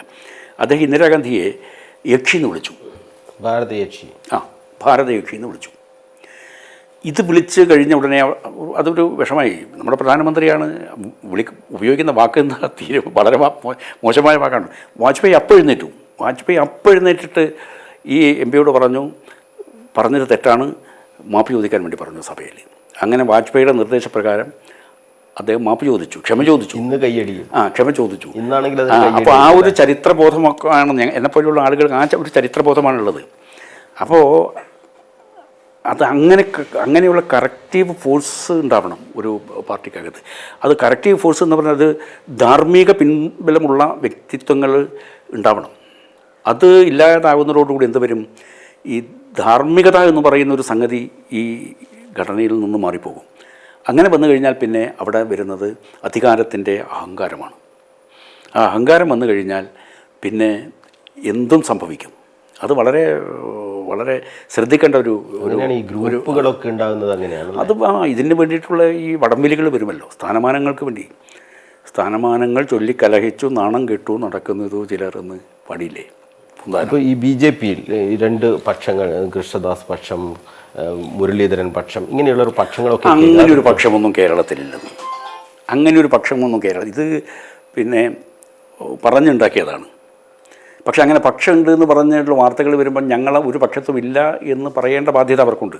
ആ ബാധ്യത അവർ കൃത്യമായിട്ട് നിർവഹിച്ചാൽ കുറച്ചുകൂടി വ്യക്തി ഉണ്ടാവും. അത് പക്ഷമുണ്ട്, ഞാൻ അങ്ങനെയാണെന്ന് അതൊരു അലങ്കാരമായിട്ട് ഞാൻ ഒരു പക്ഷമുണ്ട്, എൻ്റെ ഒരു പക്ഷമുണ്ട് അവിടെ ഈ കിടക്കട്ടെ എന്നൊരു പിന്നെ ഒരു നിലപാട് വന്നാൽ അതുണ്ടെന്ന് ആളുകൾ വിശ്വസിച്ച് പോകുന്നത് കൂടെ. അങ്ങനെ ഒരു പക്ഷമില്ല. അങ്ങനെ വ്യക്തമായ ഒരു ഇരുപക്ഷങ്ങളൊന്നും കേരളത്തിലെ BJPയിലില്ല. അത്രയേ ഉള്ളൂ. കെ സുരേന്ദ്രൻ്റെ ഒരു കാലം ഏത് രീതിയിലാണ് BJPയെ സംബന്ധിച്ചിടത്തോളം? വലിയ വിമർശനങ്ങളൊക്കെ ഉയരുന്നുണ്ട്. കെ സുരേന്ദ്രൻ പരാജയം എന്നുള്ള രീതിയിലൊക്കെ വലിയ തോതിലുള്ള വിമർശനങ്ങളൊക്കെ ഉയരുന്നുണ്ട്. അദ്ദേഹത്തെ മാറ്റണം എന്നുള്ള ആവശ്യവും പാർട്ടിയിൽ. അതല്ല, ആ തരത്തിലുള്ള വിമർശനത്തിനൊന്നും വാസ്തവത്തിൽ ഒരു അടിസ്ഥാനവുമില്ല. ഒരു പരാജയം എന്ന് പറയാൻ അതൊന്നും അങ്ങനെയൊന്നുമില്ല. ആളുകൾക്ക് പിന്നെ അദ്ദേഹം പിന്നെ പ്രസിഡന്റ് പദവിയിലെത്തി. അദ്ദേഹം വളരെ ശക്തമായിട്ടുള്ള നിലയിലുള്ള പ്രവർത്തനം നടത്തുന്നു, പ്രക്ഷോഭങ്ങൾ നടത്തുന്നു. പിന്നെ ചില കാര്യങ്ങളിലൊക്കെ ചില പിഴവുകളുണ്ട്. അത് ആർക്കാ ഇല്ലാത്തത്? ആ പിഴവുകൾ മാത്രം കാണുമ്പോഴാണ് പ്രശ്നം വരുന്നത്. പക്ഷേ ബാക്കി നിലയ്ക്ക് അദ്ദേഹം നന്നായിട്ട് തന്നെയാണ് പ്രവർത്തിക്കുന്നത്. ഈ ശോഭാ സുരേന്ദ്രനെ പോലുള്ള നേതാക്കളൊക്കെ ഒതുക്കാനുള്ള ശ്രമം നടക്കുന്നു എന്നൊക്കെ രീതിയിലൊക്കെയാണ് വാർത്തകളൊക്കെ വരുന്നത്. അതൊക്കെ ഈ ആർക്കും ആരെയും ഒതുക്കാനൊന്നും സാധിക്കില്ല. ഒതുക്കുക എന്ന് പറയുന്നതൊക്കെ അങ്ങനെ ഒതുക്കാൻ പറ്റില്ല. ആർക്കും ഒതുക്കാൻ പറ്റില്ല. അതാണ് എൻ്റെ. ഒപ്പാട്ടിന് വേണ്ട അർഹിക്കുന്ന അല്ലെങ്കിൽ കിട്ടേണ്ട ഒരു പരിഗണന പാർട്ടിയിൽ നിന്ന് കിട്ടിയിട്ടുണ്ടോ? അല്ല, അത് ഉണ്ട് എന്ന് പറഞ്ഞാൽ ഞാൻ പറയാം. ഇപ്പോൾ ഈ BJPയുടെ കേരള സ്റ്റേറ്റ് പ്രസിഡന്റ് ആവുക എന്ന് പറയുന്നത് ഒരു വലിയ പദവിയായിട്ടാണ്. ആ സമയത്ത് BJP അത്ര ഒരു ശക്തമല്ലാത്തൊരു കാലമാണ്. അതെ, അത് ശരിയാണ്. അതിനേക്കാൾ വലിയ പദവി എന്താ? എന്നെപ്പോലത്തെ ഒരു ശ്രീകണ്ഠപുരം പോലെയുള്ള ഒരു കുഗ്രാമത്തിൽ നിന്നൊരു സാധാരണ കുടുംബത്തിൽ നിന്ന് ജനിച്ച് വളർന്നു വന്ന ഒരു വ്യക്തിക്ക്, അതും വാജ്പേയി ഇന്ത്യയുടെ പ്രധാനമന്ത്രിയായ കാലത്ത്, ആ പീരീഡ് മുഴുവനും 6 വർഷം വാജ്പേയിയെ പോലെയുള്ള മഹാരഥന്മാർ ഭരണത്തിന് നേതൃത്വം കൊടുക്കുന്ന സമയം, ആ പീരീഡ് മുഴുവനും ഞാൻ BJPയുടെ കേരള സ്റ്റേറ്റ് പ്രസിഡൻ്റാണ്. ആളുകൾ അന്നത്തെ കാര്യമാണ് ഇപ്പോഴും പറയുന്നത്. അന്നത്തെ ഞാൻ പ്രസിഡൻ്റായിരുന്ന കാലത്ത് നടത്തിയിട്ടുള്ള പ്രവർത്തനം ഉണ്ടല്ലോ, അതിനെയാണ് ഇന്നും ആളുകൾ പിന്നെ അറിയുന്നത്. അങ്ങനെയാണ് ഒരു അടിത്തറ എന്ന് പറയുന്നത്. അടിത്തറ. കാരണം അന്നൊന്നും ഇല്ലാതിരുന്ന കാലമാണ്. ഞാൻ പ്രസിഡൻ്റ് ആകുന്ന സമയത്ത് ഒന്നുമില്ല. ഇപ്പോൾ സ്റ്റേറ്റ് ഖജനാവിൽ വട്ടപൂജ്യ ഒന്നുമില്ല. പക്ഷേ പെട്ടെന്നാണ് ദേശീയ രാഷ്ട്രീയത്തിൽ മാറ്റം വന്ന് 13 ദിവസം വാജ്പേയി പ്രധാനമന്ത്രിയായി, പിന്നെ 13 മാസം പ്രധാനമന്ത്രിയായി. പിന്നത്തെ തിരഞ്ഞെടുപ്പ് വന്നപ്പോൾ പിന്നെ 5 വർഷം അദ്ദേഹം പിന്നെ ആ പീരീഡ് മുഴുവനും 2 ടേം കേരള സ്റ്റേറ്റ് പ്രസിഡന്റ് എന്നുള്ള. അത് ഇന്നിപ്പോഴും ആളുകൾ എന്നെ ഓർമ്മിക്കുമ്പം അതാണ് പറയുക, ആ കാലഘട്ടത്തിൽ നടത്തിയ പരിവർത്തന യാത്ര, ഇങ്ങനെ ഓരോ കാര്യങ്ങൾ പറയും. ഇവിടെ വനംകൊള്ളക്കെതിരെ അവിടെ അങ്ങനെ നടത്തിയ, പിന്നെ ഇടുക്കി ജില്ലയിൽ നടത്തിയിട്ടുള്ള യാത്ര, ഒരുപാട് യാത്രകളുണ്ട് ഈ കൊള്ളക്കെതിരായിട്ട് നടത്തിയത്. പക്ഷേ ഈ 10 വർഷം കഴിഞ്ഞ 10 വർഷം നരേന്ദ്രമോദി സർക്കാർ അധികാരത്തിൽ വന്നു. താങ്കളെപ്പോലെ ഇത്രയും 16-ാം വയസ്സ് മുതൽ ഈ ജനസംഘത്തിന് വേണ്ടി വീട്ടിൽ നിന്നും അച്ഛനോടും അമ്മയോടും പോലും പറയാതെ വീട് വിട്ടിറങ്ങി അതിൻ്റെ പരിശീലനമൊക്കെ പൂർത്തിയാക്കി അങ്ങനെ ഇതിനു വേണ്ടി മാത്രം ജീവിച്ച, ജീവിതം മുഴുവൻ ഒഴിഞ്ഞു വെച്ച ഒരു നേതാവ്. ആ നേതാവിന് ഈ ഇത്രയും വലിയ രീതിയിലുള്ള ഇതൊക്കെ എന്തെങ്കിലും ഒരു പരിഗണന ഒക്കെ ഗവർണർമാരായി നിരവധി കോൺഗ്രസിൽ നിന്ന് വരുന്ന ആളുകളെയൊക്കെ ഗവർണർമാരായി മാറ്റുന്നു. ഇതൊക്കെ ചിന്തിക്കുമ്പോൾ പപ്പേട്ടനെ സ്നേഹിക്കുന്ന ആളുകളില്ല. അത് എന്താണെന്നറിയോ, എനിക്ക് കിട്ടിയ ഒരു ഗുണം എന്താണെന്ന് പറഞ്ഞാൽ, ഞാൻ കുറച്ച് ഈ ആത്മീയ ഒരു പശ്ചാത്തലത്തിലേക്ക് പോയ ഒരാളാണ്. അതുകൊണ്ട് ഇങ്ങനെ ഈ കാര്യങ്ങളിലൊന്നും വലിയൊരു ഭ്രമമില്ല, പരിഭ്രമവുമില്ല. പരിഭ്രമവുമില്ല. ഞാനതിനെ അല്പം ഒരു ഫിലോസഫിക്കലായിട്ടാണ് എല്ലാ കാര്യങ്ങളെയും കാണുന്നത്. അതെന്താ കാരണം എന്ന് പറഞ്ഞാൽ, ഞാൻ നേരത്തെ ആദ്യം പറഞ്ഞ കാര്യം തന്നെയാണ്. ഇപ്പം എൻ്റെ കാര്യം മാത്രമല്ലല്ലോ, ആയിരക്കണക്കിന് ആളുകൾ ഈ പാർട്ടിയിലില്ലേ. ഒരിടത്ത് ഞാൻ ചോദിക്കുന്നത്, അവർക്കൊരു മാല കിട്ടുന്നില്ല, ഒരു സ്റ്റേജ് കിട്ടുന്നില്ല, അവർക്ക് ഒരു പ്രശസ്തി കിട്ടുന്നില്ല, അവർക്ക് സാമ്പത്തികമായിട്ടുള്ള ഒരു സഹായം കിട്ടുന്നില്ല. അങ്ങനെയൊന്നും കിട്ടാതെ ഈ പാർട്ടിയിൽ ഒരു വിശ്വാസം അർപ്പിച്ച് എത്രയോ ദശാബ്ദങ്ങളായിട്ട് പ്രവർത്തിക്കുന്ന ആയിരക്കണക്കിന് പ്രവർത്തകന്മാർ അപ്പുറത്ത് നിൽക്കുക, ഒന്നും കിട്ടാതെ പിന്നെ നമ്മളെന്തിനാണ് വിഷമിക്കുന്നത്? അപ്പം നമ്മളെപ്പോഴും അവരെക്കുറിച്ചൊന്ന് ഒരു നിമിഷം ആ പ്രവർത്തകന്മാരെ ചിന്തിച്ചാൽ, അയ്യോ എനിക്കത് കിട്ടിയില്ലല്ലോ എന്ന് ചിന്തിക്കേണ്ട ആവശ്യമേ വരുന്നില്ല. എൻ്റെ ഒരു കാഴ്ചപ്പാടതാണ്. ഞാൻ നിങ്ങളോട് പറയാൻ, ഞാൻ ജയിലിൽ കിടക്കുന്ന സമയത്ത് 15 മാസം കിടന്നപ്പോഴേ വൈകുന്നേരം ഒരു അരമണിക്കൂർ 45 മിനിറ്റ് ഒരു മഹാനെക്കുറിച്ചിട്ട് പ്രഭാഷണം നടത്തണം. അവിടെ ഇതിൻ്റെ അകത്തൊരു പരിപാടി വെച്ചതാണ്. അപ്പോൾ അതിന് കുറേ മഹാരഥന്മാരുടെ പേരൊക്കെ എഴുതിയിട്ട് നറുക്കിട്ടെടുത്തപ്പോൾ ശ്രീനാരായണ ഗുരുവിൻ്റെ ഇതാണ് എനിക്ക് കിട്ടിയത്. അപ്പോൾ ശ്രീനാരായണ ഗുരുവിനെക്കുറിച്ച് വൈകുന്നേരം ഈ ലോക്കപ്പ് ചെയ്യുന്നതിന് മുമ്പ്, ഭക്ഷണം കഴിച്ച് ലോക്കപ്പ് ചെയ്യുന്നതിന് മുമ്പ് നമ്മൾ ഒരുമിച്ചിങ്ങനെ അപ്പോൾ ശ്രീനാരായണ ഗുരുദേവനെ കുറിച്ചിട്ട് കിട്ടാവുന്ന എല്ലാം ഞാൻ ജയിൽ ലൈബ്രറിയിൽ നിന്ന് നോക്കി. പിന്നെ പരമേശ്വരജിയുടെ ശ്രീനാരായണ ഗുരു നവോത്ഥാനത്തിൻ്റെ പ്രവാചകൻ എന്ന് പറഞ്ഞിട്ടുള്ള ഇത് കിട്ടി. പിന്നെ വിവേകോദയം മാസിക, ഇങ്ങനെയുള്ള ഇതെല്ലാം എടുത്തിട്ട് ശ്രീനാരായണ ഗുരുവിനെ കുറിച്ച് പഠിച്ചിട്ട് ഞാനൊരു 3-4 ദിവസം ഈ വൈകുന്നേരം അവിടെ ഒരു പ്രഭാഷണം, ഞങ്ങളുടെ അന്തേവാസികളെല്ലാം ഒരുമിച്ചിരിക്കും, അവിടുന്ന് ഈ പ്രഭാഷണം നടക്കും. അപ്പോൾ അത് വായിച്ചപ്പോഴാണ് എനിക്ക് മനസ്സിലായത്, ഈ ശ്രീനാരായണ ഗുരുദേവന് ഈ സിദ്ധി കിട്ടിയത്, ദിവ്യജ്ഞാനം കിട്ടിയത് മരുത്വാമലയിൽ നിന്നാണ്. മരുത്വാമലയിൽ പിള്ളത്തടം എന്ന് പറഞ്ഞൊരു ഗുഹയുണ്ട്. അവിടെ 6 വർഷം അദ്ദേഹം ഉണ്ടായിരുന്നു ഒറ്റക്ക്. 100 വർഷം മുമ്പാണ് കേട്ടോ, 100 വർഷം മുമ്പാണ് അവിടെ അദ്ദേഹം ഉണ്ടായി. അവിടെ 6 വർഷം തപസ് ചെയ്തിട്ടാണ് അദ്ദേഹം അദ്ദേഹത്തിന് ആധ്യാത്മിക ജ്ഞാനം കിട്ടി. അദ്ദേഹം അത് കഴിഞ്ഞ് പുറത്തു വന്നു. അരുവിപ്പുറത്ത് ഒരു കല്ലെടുത്ത് പ്രതിഷ്ഠിച്ച് ശിവപ്രതിഷ്ഠ നടത്തി അദ്ദേഹം. അതൊരു വലിയ വിപ്ലവമാണ്. നമ്മുടെ ഒരു തുള്ളി ചോര പൊടിയാത്ത ഒരു മഹാവിപ്ലവമാണ് ഗുരുദേവൻ അവിടെ നടത്തിയത്. അപ്പോൾ അദ്ദേഹത്തിന് ഈ യോഗസിദ്ധി കിട്ടിയതുകൊണ്ടാണ്. ഈ യോഗസിദ്ധി കിട്ടിയത് അവിടെ നിന്നാണ്. അപ്പോൾ അന്ന് മുതലേ പിള്ളത്തടത്ത് പോകണമെന്ന് എനിക്കൊരു വലിയ ആഗ്രഹം ഉണ്ടായിരുന്നു മരുത്വാമലയിൽ. കഴിഞ്ഞ അതിന് മുമ്പത്തെ വർഷം ഡിസംബർ മാസം 6-ാം തീയതി സെക്രട്ടേറിയറ്റിന് മുമ്പിൽ ആദിവാസികളുടെ മാർച്ച് ഉദ്ഘാടനം ചെയ്തിട്ട് ഞാൻ അന്ന് രാത്രി അവിടെ താമസിച്ചു. പിറ്റേ ദിവസം വൈകുന്നേരമാണ് എൻ്റെ ഇത്. അപ്പോൾ ഞാൻ രാത്രി ചിന്തിച്ചു, ഇന്ന് രാവിലെ പിള്ളത്തടത്തേക്ക് പോയാലോ എന്ന്. അങ്ങനെ രാവിലെ വെളുപ്പിന് അവിടെ നിന്ന് വണ്ടി കയറി ഇങ്ങോട്ട് ഉള്ള വരവ് ഉപേക്ഷിച്ചിട്ട് നേരെ പോയി. അപ്പോൾ നാഗർകോവിലിറങ്ങി. നാഗർകോവിലിൽ നിന്ന് 16 കിലോമീറ്റർ പോകണം കന്യാകുമാരി, ഇപ്പോൾ 6 കിലോ ഈ പിള്ളത്തടം അവിടെ ഇറങ്ങാൻ വേണ്ടി. പൊത്തടി എന്നാണ് അതിൻ്റെ ബസ് സ്റ്റോപ്പിൻ്റെ പേര്. ബസ്സിൽ പോയി അവിടെ ഇറങ്ങി. നോക്കുമ്പോൾ വലിയ മലയുണ്ട്. പിന്നെ നേരെ നടന്നങ്ങനെ പോയി താഴ്വാരത്തിൽ പോയി. ഞാൻ ഈ ഗുഹയിലേക്ക് പോയി. കുത്തനെ കാരണം കേട്ടോ, സാധാരണ ഇങ്ങനെ പിടിച്ച് കാരണം ഉരുളം കുറേ അങ്ങോട്ട് നടപ്പാതയുണ്ട്. അത് കഴിഞ്ഞ് പിന്നെ പോകുന്നത് വെറും പാറക്കല്ലുകളാണ്, വഴിയൊന്നുമില്ല. ആരോ മാർക്കിട്ടിട്ടുണ്ട് ഇങ്ങനെ പിള്ളത്തടം എന്ന് പറഞ്ഞിങ്ങനെ. ഇതിങ്ങനെ പോകണം. ഞാൻ ഈ വള്ളി ചെരുപ്പിട്ടിട്ടാണ് പോകുന്നത്. ചെരുപ്പിട്ട് നടക്കാൻ പറ്റാത്ത ചെരുപ്പൊക്കെ വഴിക്ക് ഊരി വെച്ച് ഇതുണ്ട് കയ്യിൽ, വേറെ ഒന്നുമില്ല. നേരെ കയറി വഴിക്കൊക്കെ ഇരുന്നു. കുറേ സമയം ഇരുന്നിട്ടാണ് പോയത്. കയറി അങ്ങ് ഏറ്റവും ടോപ്പിലെത്തി. ഈ ഗുരുദേവൻ തപസ് ചെയ്ത ഗുഹയിലേക്ക് പോയി. നേരെ പോകാൻ പറ്റില്ല, ഇങ്ങനെ ചെരിഞ്ഞ് പോകണം. 2 പാറ എൻ്റെ ഇടയില്ല. അവിടെ പോയി ഇറങ്ങി ഇരുന്നിട്ടങ്ങ് താഴെ ഇറങ്ങിക്കഴിഞ്ഞാൽ ഗുരുദേവൻ ഇരുന്ന തപസ് ചെയ്ത പാറയൊക്കെ ഉണ്ട്, പരന്ന പാറയുണ്ട്. പിന്നെ കന്യാകുമാരി അങ്ങ് കാണാം, നാഗർകോവിൽ ഇങ്ങനെ കാണാം. അവിടെ കുറേ ഇരുന്ന് ധ്യാനിച്ചു. എന്നിട്ട് തിരിച്ചു വന്നു. അപ്പോൾ അതൊക്കെ നമുക്കൊരു അനുഭവമാണത്. ഇവിടുന്ന് ആരും പോയിട്ടില്ല.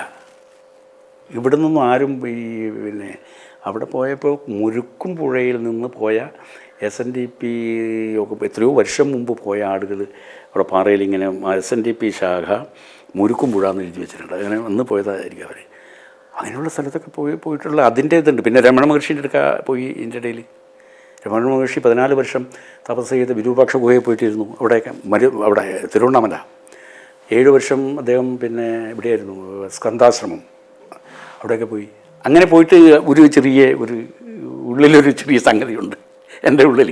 ഈ പൊളിറ്റിക്സ് മത്സരിക്കുക, പദവി നേടുക, ആ പദവീൻ്റെ ചുറ്റും ഇങ്ങനെ പറന്നു നടക്കുക എന്നുള്ളതിൻ്റെ അപ്പുറത്തൊരു സംഗതിയുണ്ട്. ആ സംഗതി എനിക്കുള്ളതുകൊണ്ട് ഇതിലൊന്നും ഒരു വിഷമമില്ല. എന്തായാലും പപ്പറിനോട് ചോദിച്ചിരുന്നു ഇങ്ങനെ എന്തെങ്കിലും വേണോ? ഇല്ല. ആളുകളിങ്ങനെ ഇതുപോലെ പറയും, അത് പദവി അത് കിട്ടിയില്ല, ഇത് കിട്ടി. അതവർ പറയുന്നതാണത്, അത് ഞാൻ പറയുന്നതല്ല. അവർ പറയുന്നു, അത് അവർ പറയട്ടെ. അതിൻ്റെ അപ്പുറത്ത് അതിൽ നമ്മൾ കയറി കൊളുത്തിയാൽ പിന്നെ നമുക്ക് എപ്പോഴും പിന്നെ അസ്വസ്ഥത ഉണ്ടാവും. അതിൻ്റെ ആവശ്യമില്ല. മനസ്സിന് വേദനിപ്പിക്കുന്ന എന്തെങ്കിലും സംഭവങ്ങൾ ഈ ഉണ്ടായിട്ടുണ്ടോ? ഈ പാർട്ടിയിൽ പ്രവർത്തിച്ചതിനെക്കുറിച്ച് വല്ലാതൊരു സങ്കടം തോന്നിയ കാര്യങ്ങളൊക്കെ ഉണ്ടായിരുന്നു? അതല്ല, എനിക്കത് വേണ്ടിയിരുന്നില്ല തോന്നിയത് തിരുവനന്തപുരം പാർലമെൻറ്റ് ഉപതെരഞ്ഞെടുപ്പിലെ സ്ഥാനാർത്ഥിത്വം തന്നെയാണ്. അത് മത്സരിക്കേണ്ടത് ഉണ്ടായിരുന്നില്ല എന്നെനിക്ക് തോന്നി. അത് പിന്നിൽ നിന്നല്ല, സംഘടന ഉണ്ടായിരുന്നില്ല. ഞാൻ തിരഞ്ഞെടുപ്പ് ദിവസം ഞാനവിടെ പോകുമ്പോൾ എൻ്റെ ചെറിയ സ്റ്റിക്കറുള്ള ഇത് ചുരുട്ടി ഇങ്ങനെ പിടിച്ചിട്ട് ബൂത്തിലാരുമില്ല, ആളുകൾക്ക്. അപ്പോൾ തന്നെ എനിക്കറിയാം ഇത് സംഗതി ഒന്നുമില്ല എന്നുള്ളത്. കാരണം അത് വന്നു കഴിഞ്ഞപ്പോൾ, അതിനു മുമ്പ് ഏത് തിരഞ്ഞെടുപ്പ് വന്നാലും കേരളത്തിലെ 3-4 സ്ഥലങ്ങളിൽ എൻ്റെ പേര് അവിടുത്തെ പ്രവർത്തകന്മാർ പറയും. ഈ തിരഞ്ഞെടുപ്പ് ഫലം വന്നതിന് ശേഷം തുടർന്ന് അസംബ്ലി വന്നു കേട്ടോ. അസംബ്ലിയിൽ വോട്ട് കുത്തനെ കുറയുകയും ചെയ്തു. ആ സമയത്ത് ശ്രീധരൻപിള്ളയാണ് പ്രസിഡന്റ്. പിന്നെ എൻ്റെ പേര് പറയാൻ പോകുന്ന സമയത്ത് CK പത്മനാഭൻ പറയാൻ തുടങ്ങുമ്പോൾ തന്നെ അവരത് പിൻവലിക്കുന്നു. കാരണം ഈ ഇലക്ഷൻ റിസൾട്ട് അവിടെ ഉണ്ടല്ലോ അവരുടെ, അതെപ്പോഴും അവരെ.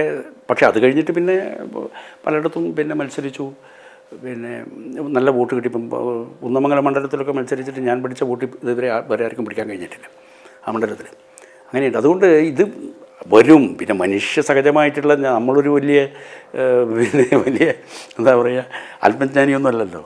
കുറേ വിഷമങ്ങളും കാര്യങ്ങളൊക്കെ ഉണ്ടാകും. പക്ഷേ അത് വിഷമങ്ങളും കാര്യങ്ങളും വരും. ഇതൊക്കെ ഇതിൻ്റെ ഭാഗമാണെന്ന് ചിന്തിച്ച് അതിനെ അങ്ങോട്ട് ആ നിലയിൽ കാണാൻ വേണ്ടി കഴിയണം. അത്രേ ഉള്ളൂ.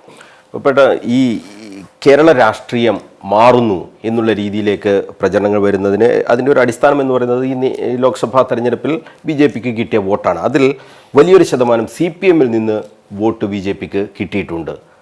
അപ്പോൾ CPMനെ തകർത്ത് ഇവിടെ BJP ആധിപത്യം സ്ഥാപിക്കുക എന്നുള്ള ലക്ഷ്യത്തിലേക്ക് പാർട്ടി കടക്കുന്നു. അതിനുവേണ്ടി PK കൃഷ്ണദാസിനെ ഈ CPM കേന്ദ്രങ്ങളിലേക്ക് കടന്ന് ചെല്ലുന്നതിന് വേണ്ടിയുള്ള പ്രവർത്തനങ്ങൾക്ക് നിയോഗിക്കുന്നു എന്നുള്ള രീതിയിലൊക്കെയാണ് വാർത്തകൾ വരുന്നത്. സാധ്യമാണോ അതൊക്കെ?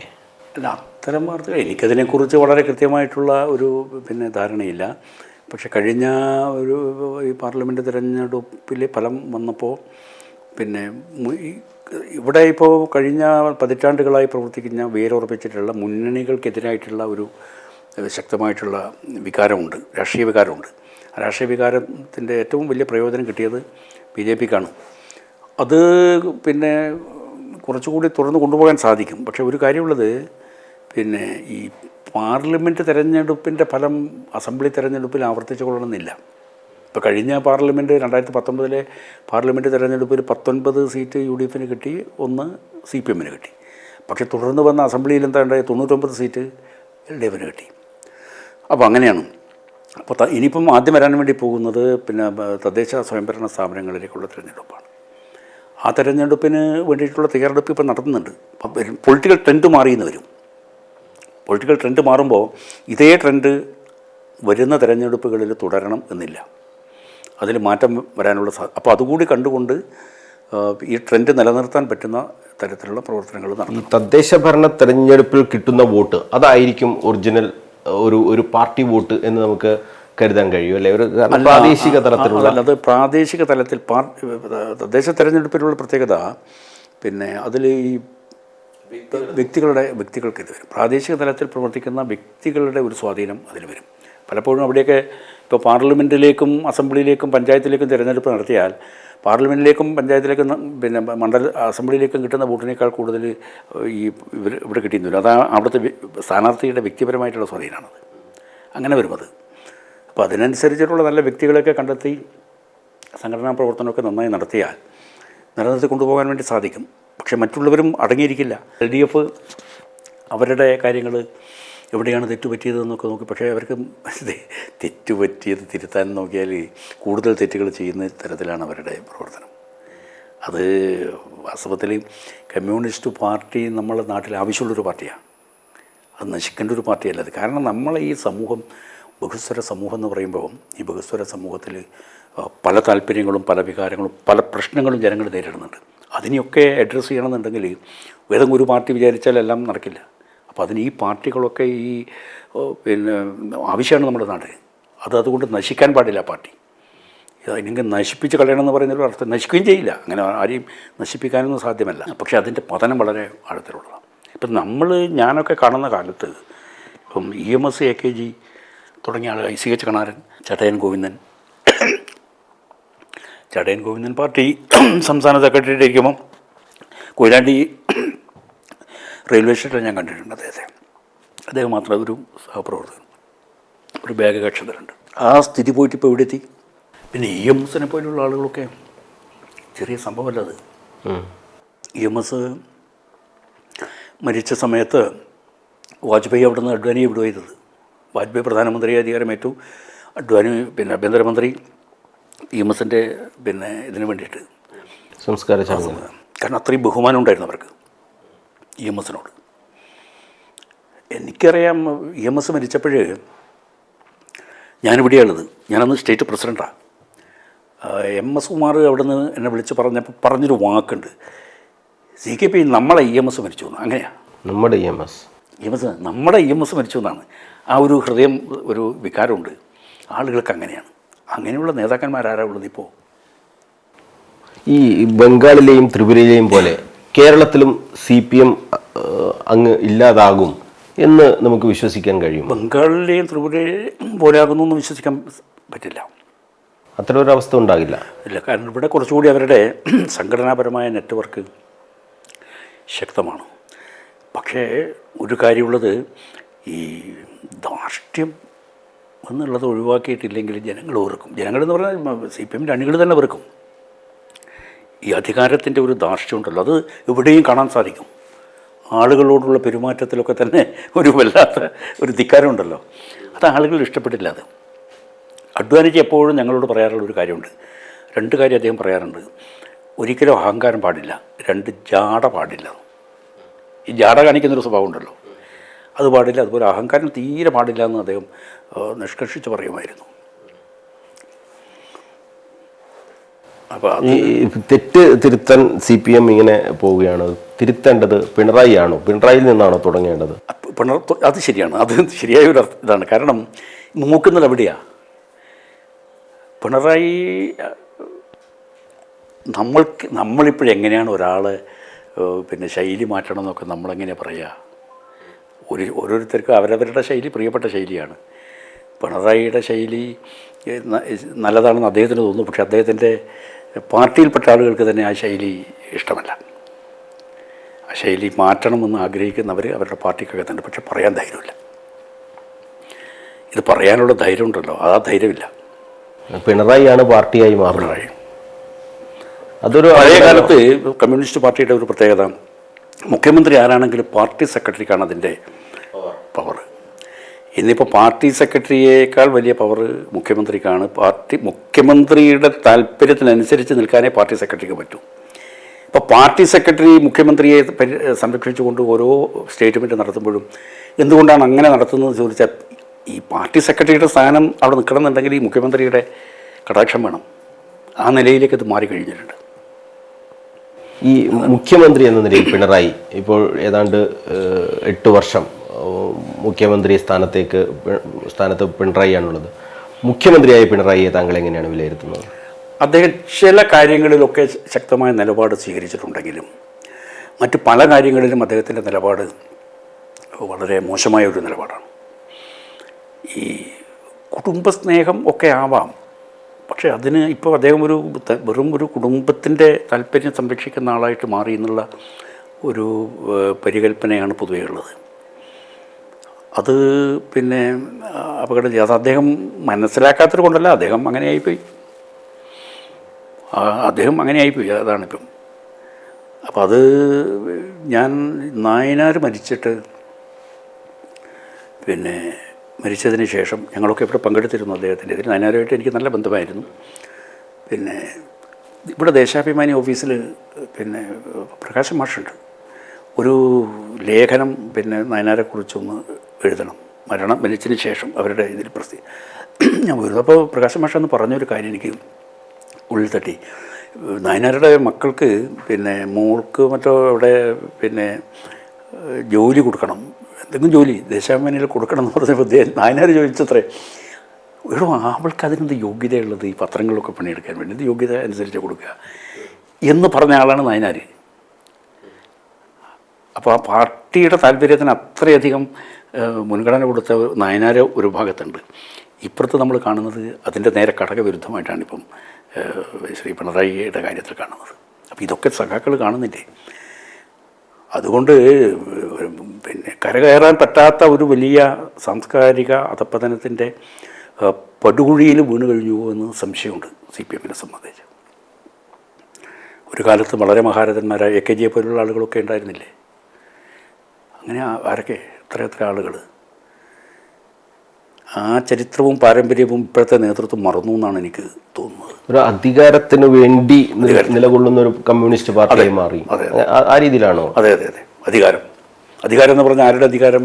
തൊഴിലാളി വർഗത്തിൻ്റെ അധികാരമല്ല, നേതാക്കന്മാരുടെ അധികാരം. അതിൽ തൊഴിലാളി വർഗത്തിൻ്റെയോ കൃഷിക്കാരുടെയോ താല്പര്യത്തിന് അതിൽ ഒരു തരത്തിലുള്ള പരിഗണനയുമില്ല. നേതാക്കന്മാരുടെ കസേര, അധികാര കസേര, അതിനെ ചുറ്റിപ്പറ്റിക്കൊണ്ടുള്ള ഉപജാപക സംഘങ്ങളും പിന്നെ സ്തുതിപാഠകരും ചേർന്നിട്ടുള്ള ഒരു കമ്പനി മുതലാളിത്തത്തിൻ്റെ പാർട്ടിയായിട്ട് ആ പാർട്ടി മാറുമ്പോൾ അതിന് ദുഃഖിക്കുന്നവരാണ് ഈ രാജ്യത്തിലെ കമ്മ്യൂണിസ്റ്റ് പാർട്ടിയെക്കുറിച്ച് വലിയ പ്രതീക്ഷയുണ്ടായിരുന്ന അനേകായിരം ആളുകളുണ്ട്, ഇപ്പോഴും ഉണ്ട്. അവർക്കതിൽ വലിയ തരത്തിലുള്ള സങ്കടമുണ്ട്. ഈ പാർലമെന്റ് തെരഞ്ഞെടുപ്പിൽ ഒരു ഷോക്ക് കൊടുത്തു എന്നതിനപ്പുറം ഈ ഒരു കമ്മ്യൂണിസ്റ്റ് പാർട്ടി ആകെ തകർന്ന് അത് മറ്റൊരു പാർട്ടിയായിട്ടോ അല്ലെങ്കിൽ ഏതെങ്കിലും തരത്തിൽ മാറുന്ന ഒരു രാഷ്ട്രീയ സാഹചര്യം കേരളത്തിൽ ഉണ്ടായിട്ടുണ്ടോ? ഇല്ല, അതില്ല. അങ്ങനെ വരില്ല. അവരുടെ പാർട്ടി കേഡർ ഇപ്പോഴും താഴെ തലയിൽ ശക്തമായിട്ട് തന്നെ പ്രവർത്തിക്കുന്ന ആളുകളുണ്ട്. ഒരു പക്ഷേ അധികാരം ഉള്ളതുകൊണ്ടായിരിക്കാം, ഇപ്പോഴും അധികാരം ഉണ്ടല്ലോ, അതിൻ്റെ പിന്നെ സൗകര്യങ്ങളും മറ്റും അവർക്ക് കിട്ടുന്നുണ്ടായിരിക്കും. അടുത്ത നിയമസഭാ തെരഞ്ഞെടുപ്പിലേക്ക് വരുമ്പോൾ സ്വാഭാവികമായി UDF-ന് ഒരു മുൻതൂക്കം ഉണ്ടാകുന്ന ഒരു സാഹചര്യം ഉണ്ടാകുമെന്ന് നമുക്കിപ്പോൾ ഇപ്പോഴത്തെ ഒരു സാഹചര്യം വെച്ച് വിലയിരുത്തുമ്പോൾ UDF-ന് ഒരു മുൻതൂക്കമുണ്ട്, തീർച്ചയായിട്ടും മുൻതൂക്കമുണ്ട്. അതിനെ മറികടക്കത്തക്ക വിധത്തിൽ കഴിഞ്ഞ കാലത്ത് ചെയ്തതുപോലെ LDF എന്തെങ്കിലും നയങ്ങളൊക്കെ മാറ്റി തെറ്റിതിരുത്തി കുറച്ചുകൂടി ഒരു ജനോന്മുഖമായ ഒരു നയം സ്വീകരിക്കണം. ഇപ്പം ജനങ്ങളിൽ നിന്ന് അകന്നു നിൽക്കുകയാണ് അവർ. അത് പാർട്ടി മുഖ്യമന്ത്രി തുടങ്ങി ഇങ്ങോട്ടുള്ള പല നേതാക്കന്മാരുടെയും ധാർഷ്ട്യം, ആ ധാർഷ്ട്യത്തിൻ്റെ ഫലമായിട്ടാണ് വരുന്നത്. മാർക്സിസ്റ്റ് പാർട്ടിക്ക് വർഗ സംഘടനകൾ ഒരു ബാധ്യതയായിട്ട് മാറും. വർഗ സംഘടനകളിൽ കൂടിയിട്ടാണ് കമ്മ്യൂണിസ്റ്റ് പാർട്ടി നമ്മുടെ രാജ്യത്ത് വളർന്നു വന്നത്. ഇപ്പം ആദ്യ കാലഘട്ടത്തിൽ കർഷക പ്രസ്ഥാനത്തിൽ കൂടി ഇവിടെ മലബാറിലൊക്കെ, മധ്യ തിരുവിതാംകൂറിൽ അത് പുന്നപ്രയിലും വയലാറിലും ഒക്കെയുള്ള തൊഴിലാളി പ്രസ്ഥാനങ്ങളിൽ കൂടിയിട്ടാണ് അത് വളർന്നു വന്നത്. പിന്നീട് ഒരുപാട് വർഗ സംഘടനകളുണ്ടായി, വിദ്യാഭ്യാസ മേഖലയിലുണ്ടായി, ഉദ്യോഗസ്ഥ സംവിധാനത്തിലുണ്ടായി, എല്ലാ രംഗത്തും ഫ്രാക്ഷൻസ് ഉണ്ടായി CPM-ൻ്റെ. ഇപ്പം വർഗ സംഘടനകൾ ചെയ്യുന്ന എല്ലാ അതിക്രമങ്ങൾക്കും പാർട്ടി ഉത്തരം പറയേണ്ടി വരികയാണ്. ആ വർഗ സംഘടനകളെ തിരുത്തുന്നതിന് പകരം അവരുടെ തെറ്റുകളെ ന്യായീകരിക്കാൻ വിധിക്കപ്പെട്ട നിർബന്ധിതമാകുന്ന ഒരു നിലയിലാണ് CPM-ൻ്റെ നേതൃത്വം ഇപ്പോൾ ഉള്ളത്. അവിടെ SFI കാണിക്കുമ്പോഴും CITU കാണിക്കുമ്പോഴും NGO യൂണിയൻ കാണിക്കുമ്പോഴും മറ്റുള്ള സംഘടനകൾ എന്ത് കാണിച്ചു കഴിഞ്ഞാലും അതെത്ര ജനവിരുദ്ധമാണെങ്കിലും ആ കാണിക്കുന്നതിനെയൊക്കെ ന്യായീകരിക്കാൻ നിർബന്ധിതമാകുന്ന ഒരു സ്ഥിതിയിലാണ് ആ പാർട്ടി നേതൃത്വം ഉള്ളത്. അതാണ് അപകടം. ഇവർ ചെയ്യുന്നതിൻ്റെ പാപഭാരമാണ് ഇപ്പം പലതും ഇവരനുഭവിക്കുന്നത്, തെരഞ്ഞെടുപ്പിലടക്കം. ഈ പിണറായി വിജയനെതിരെ ഉയർന്ന ആരോപണങ്ങൾ, വലിയ തോതിലുള്ള ആരോപണങ്ങൾ ഉയരുകയാണ്. സ്വർണം കടത്തിയതിനടക്കം പിണറായി വിജയൻ്റെ പേര് വരികയാണ്. പിണറായി വിജയനെ പോലുള്ള ഒരു നേതാവ് ഇത്തരം കാര്യങ്ങളൊക്കെ ചെയ്യുമെന്ന് അദ്ദേഹത്തെ അടുത്തറിയുന്ന ഒരു ആൾ എന്നുള്ള രീതിയിൽ അത് നമുക്ക് വിശ്വസിക്കാൻ കഴിയുന്നതാണോ? ഈ ആരോപണങ്ങളൊക്കെ നിരന്തരമായി തുടരുന്നുണ്ട്. പക്ഷേ ആരോപണങ്ങളെല്ലാം ഒന്നും തെളിയിക്കപ്പെട്ട് കഴിഞ്ഞിട്ടില്ല. സ്വർണം കടത്തിയ കേസടക്കം ആരോപണങ്ങൾ ഇവിടെ ശക്തമായിട്ട് നിൽക്കുന്നുണ്ട്. അതൊക്കെ ചെയ്യുമെന്ന് നമുക്ക് വിശ്വസിക്കാൻ കഴിയുമോ? എങ്ങനെയാണ് ഇദ്ദേഹത്തെ പോലുള്ള ഒരാളത് ചെയ്യാന്നുള്ള ഒരു സംശയത്തിലാണ് ഞാനൊക്കെ ഉള്ളത്. അങ്ങനെ ചെയ്യാൻ പാടുണ്ടോ? അത് സ്വർണം കടത്തുക ഒരു മുഖ്യമന്ത്രി, അതൊന്നും മുഖ്യമന്ത്രി സ്വർണം കടത്തി എന്നൊക്കെ പറയുന്നതിലൊന്നും വലിയ അർത്ഥമൊന്നുണ്ടെന്ന് എനിക്ക് തോന്നുന്നില്ല. മറ്റു പല അഴിമതിയിലും അദ്ദേഹം കൂട്ടുനിൽക്കുന്നുണ്ട്, അദ്ദേഹം പങ്കാളിയാണ്. പക്ഷേ ഈ സ്വർണം കടത്തുക എന്ന് പറയുന്നത് ഒരു വല്ലാത്തൊരു വൃത്തികെട്ട ഏർപ്പാടല്ലേ അത്. അതിലൊക്കെ മുഖ്യമന്ത്രിയുടെ ആളുകൾ കടത്തുന്നുണ്ടാവും. ഇപ്പോൾ അർജുൻ നായങ്കേരി ഇങ്ങനെ കുറേ ആളുകളൊക്കെ ഇല്ലേ, അങ്ങനെ അവർ കടത്തി അവർ പിടിക്കപ്പെടുമ്പോൾ അവർക്ക് സംരക്ഷണം കൊടുക്കുന്നുണ്ടാവും. അതിൻ്റെ ഒന്നും ഒരു ലാഭം നേരിട്ട് സാമ്പത്തിക ലാഭമൊന്നും മുഖ്യമന്ത്രിയിലേക്ക് പോകുന്നുണ്ട്. മുഖ്യമന്ത്രിക്ക് അല്ലാതെ തന്നെ സ്രോതസ്സുകളുണ്ടല്ലോ. ഈ സ്വർണ്ണക്കടത്ത് എന്നൊക്കെ പറഞ്ഞ് ഈ കാര്യത്തിന് നിൽക്കേണ്ട ആവശ്യമില്ലല്ലോ. ഈ കേന്ദ്ര ഏജൻസികൾ പലവട്ടം അന്വേഷിച്ചിട്ടും പിണറായിക്കെതിരെ ഒരു തെളിവുകളൊന്നും ഇതുവരെ ലഭിക്കാത്തതും അതുകൊണ്ട് തന്നെയാണ്. തെളിവുണ്ടെങ്കിൽ തീർച്ചയായിട്ടും അവർ അത് കൈകാര്യം ചെയ്യും. ഏതെങ്കിലും നമ്മുടെ അഡ്ജസ്റ്റ്മെന്റിന്റെ പുറത്ത് ആണോ പിണറായി? അഡ്ജസ്റ്റ്മെന്റ് എന്നൊക്കെ പറയുന്നത് വെറുതെ പറയുന്ന, അത് UDF പറഞ്ഞുണ്ടാക്കുന്ന ഒരു സംഗതിയാണത്. അഡ്ജസ്റ്റ്മെന്റ് ഒന്നുമില്ല. അതോടൊപ്പം തന്നെ ഇപ്പോൾ കണ്ണൂരിൽ രാഷ്ട്രീയ സംഘർഷങ്ങളൊക്കെ ഏതാണ്ട് ഒരു 5-8 വർഷമായി വലിയ പ്രശ്നങ്ങളൊന്നുമില്ലാതെ ഇങ്ങനെ പോവുകയാണ്. ശ്രീ എമ്മിൻ്റെ നേതൃത്വത്തിൽ നടന്ന ചർച്ച, ആ ചർച്ചയുടെ ഭാഗമായി RSSും CPM നേതാക്കളും ഒക്കെ തന്നെ തിരുവനന്തപുരത്തും കണ്ണൂരിലും ഉൾപ്പെടെ ചർച്ചകൾ നടത്തി. ആ ചർച്ചയുടെ ഫലമായി തന്നെയാണ് ഇപ്പോഴൊരു സമാധാന അന്തരീക്ഷം നിലനിൽക്കുന്നത്.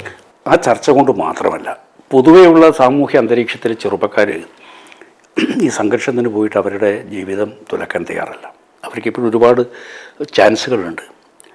നല്ല വിദ്യാഭ്യാസമൊക്കെ കിട്ടി പുറത്തു പോയാൽ ജോലി ലഭിക്കും, വരുമാനം കിട്ടും, വീട് പോറ്റാം, നാട്ടിൽ അല്പസ്വല്പം എന്തെങ്കിലും ഒരു സാമ്പത്തിക അടിത്തറയൊക്കെ ഉണ്ടാക്കാൻ സാധിക്കും.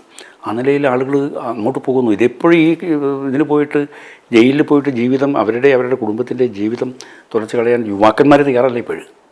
അതുകൊണ്ട് കൊല്ലിനും കൊലക്കൊന്നും ഇപ്പം പഴയതുപോലെ ആളുകളെ കിട്ടില്ല. ഈ ചർച്ച കൊണ്ട് മാത്രമല്ല, തീർച്ചയായിട്ടും ചർച്ചകൾ കൊണ്ട് ഗുണമുണ്ടായിട്ടുണ്ട്. ഞങ്ങളിവിടെ ഒരു ചർച്ച കണ്ണൂർ ജില്ലയിൽ പണ്ട് നടത്തിയിട്ടുണ്ട്. അതിന് മുൻകൈ എടുത്തത് ഒരു ടെക്സ്റ്റൈൽ വ്യവസായിയായിട്ടുള്ള ഗംഗാധരേട്ടനുണ്ട്. ഇപ്പോഴദ്ദേഹം അത് മരിച്ചു, നിങ്ങൾക്ക് അറിയാൻ വഴിയില്ല. ഇവിടെയൊക്കെ ഉണ്ടായിരുന്നു. അദ്ദേഹം മുൻകൈ എടുത്തിട്ട് ഞങ്ങൾ അദ്ദേഹത്തിൻ്റെ വീട്ടിൽ ഞങ്ങൾ സംഘത്തിൻ്റെ ആളുകൾ, സംഘത്തിൻ്റെ പ്രചാരകന്മാർ, പിന്നെ BJPയിൽ ഉള്ള ഞങ്ങൾ, അന്ന് OK വാസു മാഷ് നമ്മുടെ കൂടെ സജീവമായിട്ടുണ്ടായിരുന്നു. അപ്പോൾ ഈ സംഘർഷം പാടില്ലേ, സംഘർഷം താഴെ തലങ്ങളിൽ എന്തെങ്കിലും ഉണ്ടായി അത് പടരുന്നതിന് മുമ്പേ അത് അവിടെ തന്നെ വെച്ച് ചർച്ച ചെയ്ത് പരിഹരിക്കാവുന്ന ഒരു സമീപനം വേണമെന്ന് ഞങ്ങളും അങ്ങനെ ഒരു ധാരണയിലെത്തിയിരുന്നു. ആ ധാരണ കുറേ കാലം പ്രാബല്യത്തിൽ വന്നിരുന്നു. ആ സമയത്ത് സംഘർഷം ഉണ്ടായിരുന്നില്ല. പിന്നെ ഏതോ ഒരു സന്ദർഭത്തിൽ വെച്ച് വീണ്ടും അത് പൊളിഞ്ഞു, വീണ്ടും സംഘർഷം തുടങ്ങി. അങ്ങനെയാണത്. ഇവിടെ അങ്ങനെ ഒരു ശ്രമം നടത്തിയിരുന്നു. 2-3 തവണ ഞങ്ങൾ അദ്ദേഹത്തിൻ്റെ വീട്ടിൽ ഇവിടെ EP ജയരാജൻ അങ്ങനെയുള്ള ആളുകളൊക്കെ കൂടിയിരുന്നു. അപ്പോൾ ഈ നേതൃത്വം ഇടപെടുമ്പോൾ ഈ സംഘർഷം ഇല്ലാതാകുന്നു എന്ന് പറയുമ്പോൾ നേതൃത്വം അറിഞ്ഞുകൊണ്ടാണോ ഇത്തരം കാര്യങ്ങളൊക്കെ നടക്കുന്നത്? അതല്ല അത് വരുന്നത് താഴെ തലങ്ങളിൽ ഒരു പ്രശ്നം ഉണ്ടായിക്കഴിഞ്ഞാൽ അണികളെ സംരക്ഷിക്കാൻ നിർബന്ധിതമാകുകയാണ് നേതാക്കന്മാർ. ഇല്ലെങ്കിൽ അണികൾ കൊഴിഞ്ഞങ്ങ് പോകും. അപ്പോൾ അവരെ കൂടെ നിർത്തണമെന്നുണ്ടെങ്കിൽ അവർ കുഴപ്പമുണ്ടാക്കി കഴിഞ്ഞാലും കുഴപ്പക്കാരെ സംരക്ഷിക്കുക, പോലീസിൽ ഇടപെടണം. അങ്ങനെയാണത് വരുന്നത്. അങ്ങനെയാണ് കണ്ണൂർ ജില്ലയിലെ പല സംഭവങ്ങൾ വരുന്നത്. അങ്ങനെ ഒരു സംരക്ഷണം കിട്ടില്ല എന്ന് അവരെ ബോധ്യപ്പെടുത്തിയാൽ നിൽക്കും സംരക്ഷണം. ഇത് വാക്കുകൊണ്ട് പറയും സംരക്ഷണമില്ല, അവർ നമ്മളെ പാർട്ടിക്കാരല്ല എന്ന് പറഞ്ഞാലും പ്രാക്ടിക്കലായിട്ട് വരുമ്പോഴവർ സംരക്ഷണം കൊടുക്കും, അവരിടപെടും. അതുള്ളത് കൊണ്ടാണ് ഈ ആളുകൾ ഈ കുഴപ്പത്തിന് പോകുന്നത്. അപ്പോൾ അത് നിർത്തണം. പിന്നെ എമ്മിൻ്റെ ചർച്ച, അത് എം വളരെ സജീവമായിട്ട് അതിൽ പങ്കെടുത്തിരുന്നു. അദ്ദേഹത്തിന് സമാധാനം കൊണ്ടുവരാനുള്ള താല്പര്യം ആ ചർച്ചകളുണ്ട്. അതൊക്കെ വേണം. ഇതെല്ലാം കൂടി ഉണ്ടെങ്കിലേ നടക്കും. പക്ഷെ അതൊക്കെ ഇപ്പോൾ തിരിച്ച് പറയുന്നത് ശ്രീ എമ്മിൻ്റെ നേതൃത്വത്തിൽ നടന്നത് ഒരു ഡീലാണ്. CPM RSS BJP ഒരു ഡീലാണെന്നാണ് ഈ കോൺഗ്രസ് പറയുന്നത്. അത് കോൺഗ്രസ് അവരുടെ രാഷ്ട്രീയപരമായിട്ടുള്ള ഒരു അഭിപ്രായം പറയുന്നു എന്നേ അതിൻ്റെ അർത്ഥമുള്ളൂ. അങ്ങനെ ഒരു ഡീലൊന്നുമില്ല. പക്ഷേ ഈ സമാധാനം വേണം എന്നുള്ള അഭിപ്രായം എല്ലാവർക്കും ഉണ്ടായിരുന്നു. ഇല്ലെങ്കിൽ അത് നിത്യ തലവേദനയാണ്. പ്രത്യേകിച്ചും അധികാരത്തിലിരിക്കുന്ന സമയത്ത് എപ്പോഴും അവരുടെ പാർട്ടിക്കാർ ഈ കൊലപാതകത്തിനും മറ്റും ഇടപെടുന്നു എന്ന് പറയുന്ന സമയത്ത് അത് അധികാരത്തിന് തന്നെ അതൊരു വലിയ ഭീഷണിയാണെന്ന് മനസ്സിലാക്കിയിട്ടാണത്. അതുകൊണ്ട് ഭരണത്തിലിരിക്കുമ്പോൾ കുറച്ചുകൂടി നിയന്ത്രണം വേണം. അതില്ലാതെ വന്നു CPM-ന്. ഇപ്പോൾ കേരളത്തിൽ BJPക്ക് ഒരു അടിത്തറ അല്ലെങ്കിൽ ശക്തിയോടെ മുന്നോട്ട് പോകണമെങ്കിൽ BJP ഏത് രീതിയിൽ മാറണമെന്നാണ് പപ്പേട്ടൻ കരുതുന്നത്? അതല്ല BJP പിന്നെ കുറച്ചുകൂടി പിന്നെ ജനകീയമാവുകയും താഴെ തലങ്ങളിലുള്ള പ്രവർത്തകന്മാരെ ബഹുമാനിച്ചുകൊണ്ട് മുന്നോട്ട് പോകണം. അവരെ സ്നേഹിക്കുകയും അവരെ ബഹുമാനിക്കുകയും അവരുടെ പ്രവർത്തനത്തെ വിലമതിക്കുകയും ചെയ്യണം. മേലെ നിന്ന് വരുന്ന എല്ലാറ്റിനെയും പിന്നെ തലയിൽ ചുമന്ന് ഇവരുടെ തലയിൽ കെട്ടിവെച്ച് നിങ്ങൾ ചുമന്നുകൊണ്ട് ജയ് വിളിച്ചുകൊണ്ട് നടന്നോ എന്ന് പറയുന്നത് വന്നാൽ അത് കുറച്ചു കാലം മാത്രമേ നടക്കൂ. പിന്നീട് അവർ ഈ ഇതിൻ്റെ ഭാരം സഹിക്കാൻ വയ്യാതെ അവർ ചുമട് ഇറക്കി വെച്ചിട്ട് അവരവരുടെ വീട്ടിൽ പോകും. അപ്പോൾ താഴെ തലങ്ങളിലുള്ള ഈ നല്ല ജനങ്ങളുടെ ഇടയിൽ ഇറങ്ങി പ്രവർത്തിക്കുന്ന വേരുകളെന്ന് പറയുന്നത് ബൂത്തുകളിൽ പ്രവർത്തിക്കുന്ന പ്രവർത്തകന്മാരാണ്. അവരേക്ക് നല്ല അംഗീകാരവും ആദരവും കൊടുത്തുകൊണ്ട് പ്രവർത്തിക്കുന്ന ഒരു രീതി മുന്നോട്ട് വരണം. ഈ CPM പറഞ്ഞതുപോലെ അത്തരത്തിലുള്ള ഒരു പ്രശ്നം BJPയിലും ഉണ്ടോ? ഈ അധികാരത്തിൻ്റെ അല്ല, അത് തീർച്ചയായിട്ടും ഈ അധികാരത്തിൻ്റെ ഒരു ആകർഷകത്വം ഉണ്ടല്ലോ, അതുണ്ട്. കഴിഞ്ഞ കാലത്ത് ഈ അധികാരം കണ്ടിട്ടല്ലല്ലോ ആളുകൾ വന്നത്. അതുകൊണ്ട് അവർ 100% ഉള്ളിൽ തട്ടി പ്രവർത്തിച്ചിരുന്നവർ. ഇപ്പം ന്യൂനപക്ഷ വിഭാഗങ്ങൾ, ക്രിസ്ത്യൻ മുസ്ലിം വിഭാഗങ്ങൾ, അവരുടെ കൂടി ഒരു പിന്തുണയില്ലാതെ BJPക്ക് ഇവിടെ ഏതെങ്കിലും തരത്തിലൊരു ചലനം ഉണ്ടാക്കാൻ കഴിയുമെന്ന് കരുതുന്നു. അവരുടെ കൂടെ പിന്തുണ അത്യാവശ്യമാണ്. ഇപ്പം BJPയുടെ ഒരു അടിത്തറ എന്ന് പറയുന്നത് കൃത്യമായിട്ടും അത് ഹിന്ദു വിശ്വാസമുള്ള ആളുകളുടെ അതാണ് അടിത്തറ. പക്ഷേ അടിത്തറ കൊണ്ട് മാത്രം കാര്യമില്ല. അതിൻ്റെ ന്യൂനപക്ഷ സമുദായങ്ങൾ വളരെ പ്രബലമാണ് കേരളത്തിൽ. വളരെ പ്രബലമായിട്ടുള്ള സമുദായമാണ്. ക്രിസ്ത്യൻ മാത്രമല്ല, മുസ്ലിം സമുദായം വളരെ പ്രബലമാണത്. ഒരുപാട് പിന്നെ സാമൂഹ്യ മൂല്യങ്ങൾ സംഭാവന ചെയ്തിട്ടുള്ള ഒരു മതവിഭാഗമാണ് മുസ്ലിങ്ങൾ. ആ മുസ്ലിങ്ങളെ കൂടെ നിർത്തണം. മുസ്ലിങ്ങൾക്കിപ്പോഴും ഒരു അന്യതാബോധം വന്നിട്ടുണ്ട്. അത് വരാൻ പാടില്ല. അന്യതാബോധം വരുന്ന തരത്തിലുള്ള ഒരു പ്രവർത്തനം ഉണ്ടാവാനും പാടില്ല. മുസ്ലിം സമുദായം എന്ന് പറയുന്നത് നമ്മുടെ നാട്ടിൻ്റെ ഒരു മജ്ജയും മാംസവുമായിട്ടുള്ള പിന്നെ ഒരു സമുദായമാണത്. നമ്മുടെ കൂടെ എത്രയോ നൂറ്റാണ്ടുകളായിട്ട് കഴിയുന്ന ആളുകളാണ് അവർ. ആ ആളുകളെ നമ്മുടെ കൂടെ അവരെ സ്നേഹിച്ചും അവരെ വിശ്വസിച്ചും പിന്നെ അവരുടെ സ്നേഹം നേടിയെടുത്തും അങ്ങോട്ടും ഇങ്ങോട്ടും ഈ ആദാന പ്രദാനം നടത്തി അവരെല്ലാം യോജിപ്പിച്ച് സഹകരിപ്പിച്ച് കൊണ്ടുപോകുമ്പോഴാണ് നമുക്ക് ശക്തി കിട്ടുക, വിജയം കിട്ടുന്നത് അങ്ങനെയാണ്. അല്ലാണ്ട് ഏതെങ്കിലും ഒരു വിഭാഗത്തെ ഒരു മാറ്റി നിർത്തുക എന്ന നിലപാട് നമ്മുടെ ഭാരതീയ സംസ്കാരത്തിൻ്റെ തന്നെ ഇതിനാണ്. ഭാരതീയ സംസ്കാരം എന്ന് പറയുന്നത് ആ ഇൻക്ലൂസീവ്നെസ്സാണ്, ഉൾക്കൊള്ളലാണ്, എല്ലാറ്റിനെയും ഉൾക്കൊള്ളുക എന്നുള്ളതാണ്. ഒരു ഉത്തരേന്ത്യൻ സമീപനം ഇവിടെ അല്ല, അത് നടപ്പാക്കണം.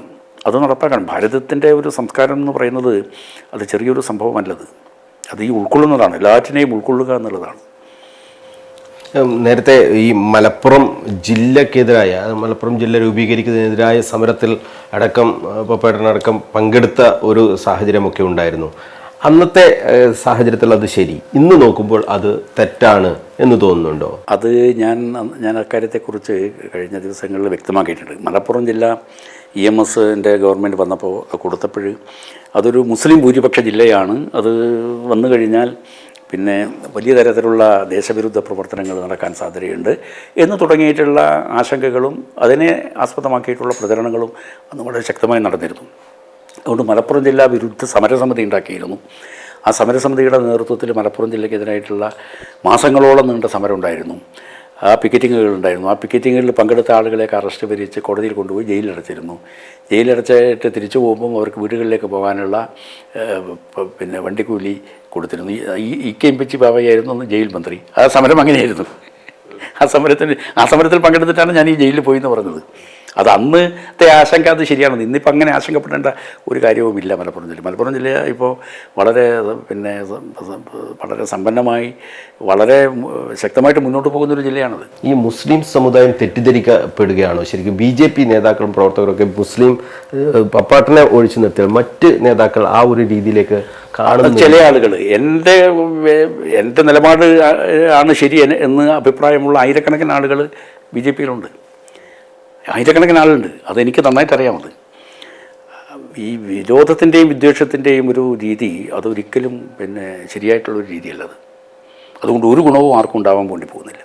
ഇപ്പം മലപ്പുറം ജില്ല എല്ലാ കാര്യത്തിലും ഇപ്പം അവിടെയൊക്കെ നോക്കൂ, പിന്നെ കുട്ടികളൊക്കെ മുസ്ലിം കുട്ടികളൊക്കെ നല്ല വിദ്യാഭ്യാസം നേടി അവർ നല്ല രീതിയിൽ മുന്നോട്ട് പോവുകയാണത്.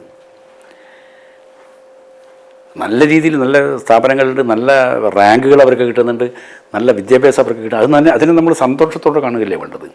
അതിന് വേറൊരു ദുഷ്ടലാക്കോട് കൂടിയിട്ട് അതിനെ കാണുന്നത് ശരിയല്ല. അത് അതൊരു ഒരു നല്ല ലക്ഷണമായിട്ട് അതിനെ കാണുന്നത്. അവരെപ്പോഴും വിദ്യാഭ്യാസമൊന്നും കിട്ടാതെ ഈ മൂലയിൽ ഇങ്ങനെ ഇരിക്കുന്ന ഒരു അങ്ങനെ ഇരുന്ന് കഴിഞ്ഞാൽ അത് നമ്മുടെ സമൂഹത്തിൻ്റെ പൊതു നന്മക്ക് ദോഷമല്ലേ ഇതുണ്ടാകുക. അപ്പോൾ അവരും കൂടി വിദ്യാഭ്യാസമൊക്കെ നേടി മുന്നോട്ട് മറ്റുള്ളവരോടൊപ്പം മുന്നോട്ട് വരുമ്പോൾ അതിൽ നമുക്ക് സന്തോഷിക്കുകയല്ലേ വേണ്ടത്. ഈ എ.പി. അബ്ദുള്ള കുട്ടിയെ പോലുള്ള നേതാക്കൾ വന്നതുകൊണ്ട് ഏതെങ്കിലും തരത്തിൽ ഗുണമുണ്ടായിട്ടുണ്ടോ? തീർച്ചയായിട്ടും അദ്ദേഹത്തിനുണ്ടായിട്ടുണ്ട്. പാർട്ടിക്ക് ഏതെങ്കിലും തരത്തിൽ? പാർട്ടിയുടേതാണ് ഞാൻ പറഞ്ഞത്. അദ്ദേഹം വന്ന് അദ്ദേഹത്തിനെങ്കിലും ഗുണമുണ്ടായിട്ടുണ്ട്. അത് ഗുണമുണ്ടായിട്ടുണ്ട് അദ്ദേഹത്തിന്. ഹജ്ജ് കമ്മിറ്റിയുടെ ചെയർമാനായി. പിന്നെന്താ, ചെറിയ കാര്യമില്ലല്ലോ അത്. അല്ലേ, അത് നമ്മളിപ്പോൾ ഈ സമൂഹമുണ്ട്, മുസ്ലിം സമൂഹം, അവരുടെ ഒരു ജീവിതമുണ്ട്. ഞാനത് അവരുടെ ജീവിതവുമായിട്ട് വളരെ അടുത്ത് ബന്ധപ്പെടാൻ ഒരുപാട് അവസരം കിട്ടിയിട്ടുള്ള ഒരു വ്യക്തിയാണ് ഞാൻ. ഒരുപാട് പഠിക്കേണ്ട ഒരുപാട് കാര്യങ്ങളുണ്ട് അതിനകത്ത്, ഒരുപാട് നന്മകൾ അതിനകത്തുണ്ട്. അതാണ് കാണേണ്ടത്. അത് കണ്ടിട്ട് നമ്മൾ അതിനെല്ലാം ഉൾക്കൊണ്ടുകൊണ്ട് മുന്നോട്ട് പോകണം. അപ്പോഴേ നമ്മളെ ഈ എന്താ പറയുക, ഈ നാനാത്വത്വ ഏകത്വം എന്ന് പറയുന്ന ഒരു സംസ്കാരമുണ്ടല്ലോ നമുക്ക്. ആ സംസ്കാരത്തിൻ്റെ ശക്തി അതാണ്. നാനാത്വം എന്ന് പറയുന്നത് അതിൻ്റെ സൗന്ദര്യമാണ്. ഏകത്വം എന്ന് പറയുന്നതിൻ്റെ ശക്തിയാണ്. ശക്തിയും സൗന്ദര്യവും കൂടി ഒരുമിച്ച് ചേരുമ്പോഴുണ്ടാകുന്ന ഒരു പൂർണ്ണതയില്ലേ, ആ ഏകത്വം എന്ന് പറയുന്നത് നമ്മുടെ ഭാരതീയ സംസ്കൃതിയുടെ അടിസ്ഥാനം. നാനാത്വം എന്ന് പറയുന്ന ഈ സമുദായങ്ങളെല്ലാം, വിവിധ ഭാഷകൾ, വേഷങ്ങൾ, മതം, ഇതെല്ലാം കൂടി നിൽക്കുന്ന വളരെ ഒരു നല്ല നാനാത്വം. ആ നാനാത്വത്തിലാണ് അതിൻ്റെ സൗന്ദര്യം ഉള്ളത്, ഏകത്വത്തിലാണ് അതിൻ്റെ ശക്തി ഉള്ളത്. ഈ ശക്തിയും സൗന്ദര്യവും കൂടി ഒരുമിച്ച് വരുമ്പോഴാണ് നമ്മുടെ നാടിൻ്റെ ഒരു സമ്പൂർണ്ണമായ ഒരു വികസനം നമുക്ക് സാക്ഷാത്കരിക്കാൻ വേണ്ടി കഴിയുന്നത്. അങ്ങനെയാണ് ഈ മുസ്ലിം സമുദായത്തെ കൂടി ആകർഷിക്കുക എന്ന ലക്ഷ്യത്തോടു കൂടി ആയിരിക്കുമല്ലോ എ.പി. അബ്ദുള്ള കുട്ടിയെ പോലുള്ള ഒരു നേതാവിനെ ദേശീയ വൈസ് പ്രസിഡന്റായും ഹജ്ജ് കമ്മിറ്റിയുടെ ചെയർമാനും ഒക്കെ ആയി. അല്ല, അതുകൊണ്ടൊന്നും സമുദായത്തെ ആകർഷിക്കാൻ സാധ്യതയില്ല. ഈ മുസ്ലിം സമുദായം എന്ന് പറയുന്നത് വളരെ കാര്യങ്ങൾ നല്ലവണ്ണം നിരീക്ഷിക്കാൻ കഴിവുള്ള സമർത്ഥന്മാരായിട്ടുള്ള സമുദായമാണത്. അവരെല്ലാ കാര്യവും വളരെ കൃത്യമായിട്ട് അവർക്ക് നല്ലവണ്ണം അവർക്ക് വിലയിരുത്താൻ വേണ്ടി സാധിക്കും. അവരെല്ലാം തീവ്രവാദികളാണ് എന്ന് ഒരു കുറച്ച് തീവ്രവാദികളുണ്ടാവാം, കുറച്ചാളുകളുണ്ടാവും. എന്ന് വെച്ചാൽ ഒരു സമുദായം മൊത്തത്തിൽ എങ്ങനെ തീവ്രവാദിയാകുക? അങ്ങനെ കുറച്ച് മോശക്കാർ ഹിന്ദുക്കളിലില്ലേ, ക്രിസ്ത്യാനികളിലില്ലേ? അതുകൊണ്ട് ഈ സമുദായത്തെ മൊത്തത്തിൽ നമുക്ക് അടിച്ചാക്ഷേപിക്കാൻ പറ്റുമോ? കുറച്ചാളുകളുണ്ടാവാം. അതിനാ കുറച്ചാളുകളായിട്ട് കണ്ട് അവരെ വേർതിരിച്ച് കാണണം. ബാക്കി സമുദായങ്ങൾ എന്ന് പറയുന്ന സമൂഹം മനുഷ്യരിവിടെയുണ്ട്. വളരെ സാമൂഹ്യ ജീവിതം നയിക്കുന്ന വളരെ സംസ്കാര സമ്പന്നരായിട്ടുള്ള ഒരു സമുദായമാണ് മുസ്ലിം സമുദായം. ആ സമുദായത്തെ ആ നിലയിൽ തന്നെ കാണുകയും സ്നേഹിക്കുകയും കൂടെ നിർത്തുകയും വേണം. അതാണ് എൻ്റെ ഒരു സമീപനം. അതാണ് ആ സമീപനത്തോട് ആഭിമുഖ്യമുള്ള ആയിരക്കണക്കിന് ആളുകൾ ഞങ്ങളുടെ പാർട്ടിയിലുണ്ട്. ഇപ്പോൾ പാട്ടൻ ഇതൊക്കെ തുറന്നിങ്ങനെ പറയുമ്പോൾ പാർട്ടിയിൽ നിന്ന് എതിർപ്പുകൾ ഉണ്ടാവാറുണ്ടോ? പാർട്ടിയിൽ നിന്ന് എനിക്ക് അങ്ങനെ പ്രത്യേകിച്ച് ഒരു എതിർപ്പ് ഉണ്ടായിട്ടില്ല. എന്നോട് ധൈര്യമില്ലാത്തതുകൊണ്ടായിരിക്കും. അല്ല, എന്നോട് പറയാനുണ്ട് ചില ആളുകൾ. ഞാൻ ചില അഭിപ്രായങ്ങളൊക്കെ പറഞ്ഞിട്ട് അപ്പം ഞാൻ ഇങ്ങനെ മനസ്സിൽ കൊണ്ടുപോകും, അദ്ദേഹം ചിലപ്പോൾ ഭയങ്കര എതിർപ്പുണ്ടാവും അദ്ദേഹത്തിന്. കാരണം അദ്ദേഹം ഓരോ ചാനലിലൊക്കെ പോയിട്ട് വർത്തമാനം പറയുമ്പോഴേ പക്ഷെ അദ്ദേഹത്തെ നേരിട്ട് ഞങ്ങളിങ്ങനെ കണ്ടപ്പോഴേ ഇത് പറഞ്ഞു, CKP പപ്പേട്ടാന്ന്. അങ്ങനെ പപ്പേട്ട നിങ്ങൾ പറഞ്ഞത് വളരെ കറക്റ്റാണ്, ഞാനത് പറയണമെന്ന് ആഗ്രഹിച്ചിരുന്നു, പക്ഷേ നിങ്ങൾ പറയാൻ വിഷമമുണ്ട്, നിങ്ങൾ പറഞ്ഞത് കറക്റ്റാണ് എന്ന് പറഞ്ഞ അനേക ആളുകളുണ്ട്. അപ്പോൾ അതെനിക്കറിയാം, ആ ഒരു എൻ്റെ നാടിമുടിപ്പ് എനിക്ക് നന്നായിട്ട് അറിയാം. നമ്മളൊരു സത്യത്തിൻ്റെയും ധർമ്മത്തിൻ്റെയും നീതിയുടെയും പക്ഷത്ത് നിന്നുകൊണ്ട് നമ്മൾ ഒരു നിലപാട് സ്വീകരിച്ച് പ്രവർത്തിച്ചാൽ അതിന് പിന്തുണയുണ്ടാവും, ഒരു സംശയവും വേണ്ട. പാർട്ടി കമ്മിറ്റികളിലൊക്കെ ഇങ്ങനെ തുറന്ന് പറയാറുണ്ടോ പേട്ടൻ? ആ കമ്മിറ്റികളിൽ പറയേണ്ട സന്ദർഭത്തിൽ പറയും. എപ്പോഴും ഇത് പറയേണ്ട കാര്യം കിട്ടാറുണ്ട്. തീർച്ചയായിട്ടും. അല്ല, ഏതെങ്കിലും തരത്തിൽ നമ്മൾ പുറത്തായി പോകുമോ എന്ന ഭയം കൊണ്ട് പറയാതിരിക്കും ആളുകൾക്ക്. ഇപ്പോൾ എല്ലാവർക്കും അവരവരുടെ ചെറിയ സ്ഥാനമാണെങ്കിലും വലിയ ഒരു ബൂത്ത് കമ്മിറ്റിയുടെ പ്രസിഡന്റ് സ്ഥാനത്താണ്, ആ സ്ഥാനത്തോടൊരു അറ്റാച്ച്മെൻറ്റ് വരും. അപ്പോൾ അത് നിലനിർത്താൻ വേണ്ടിയിട്ടുള്ളൊരു വ്യഗ്രത ഉണ്ടാവുമല്ലോ.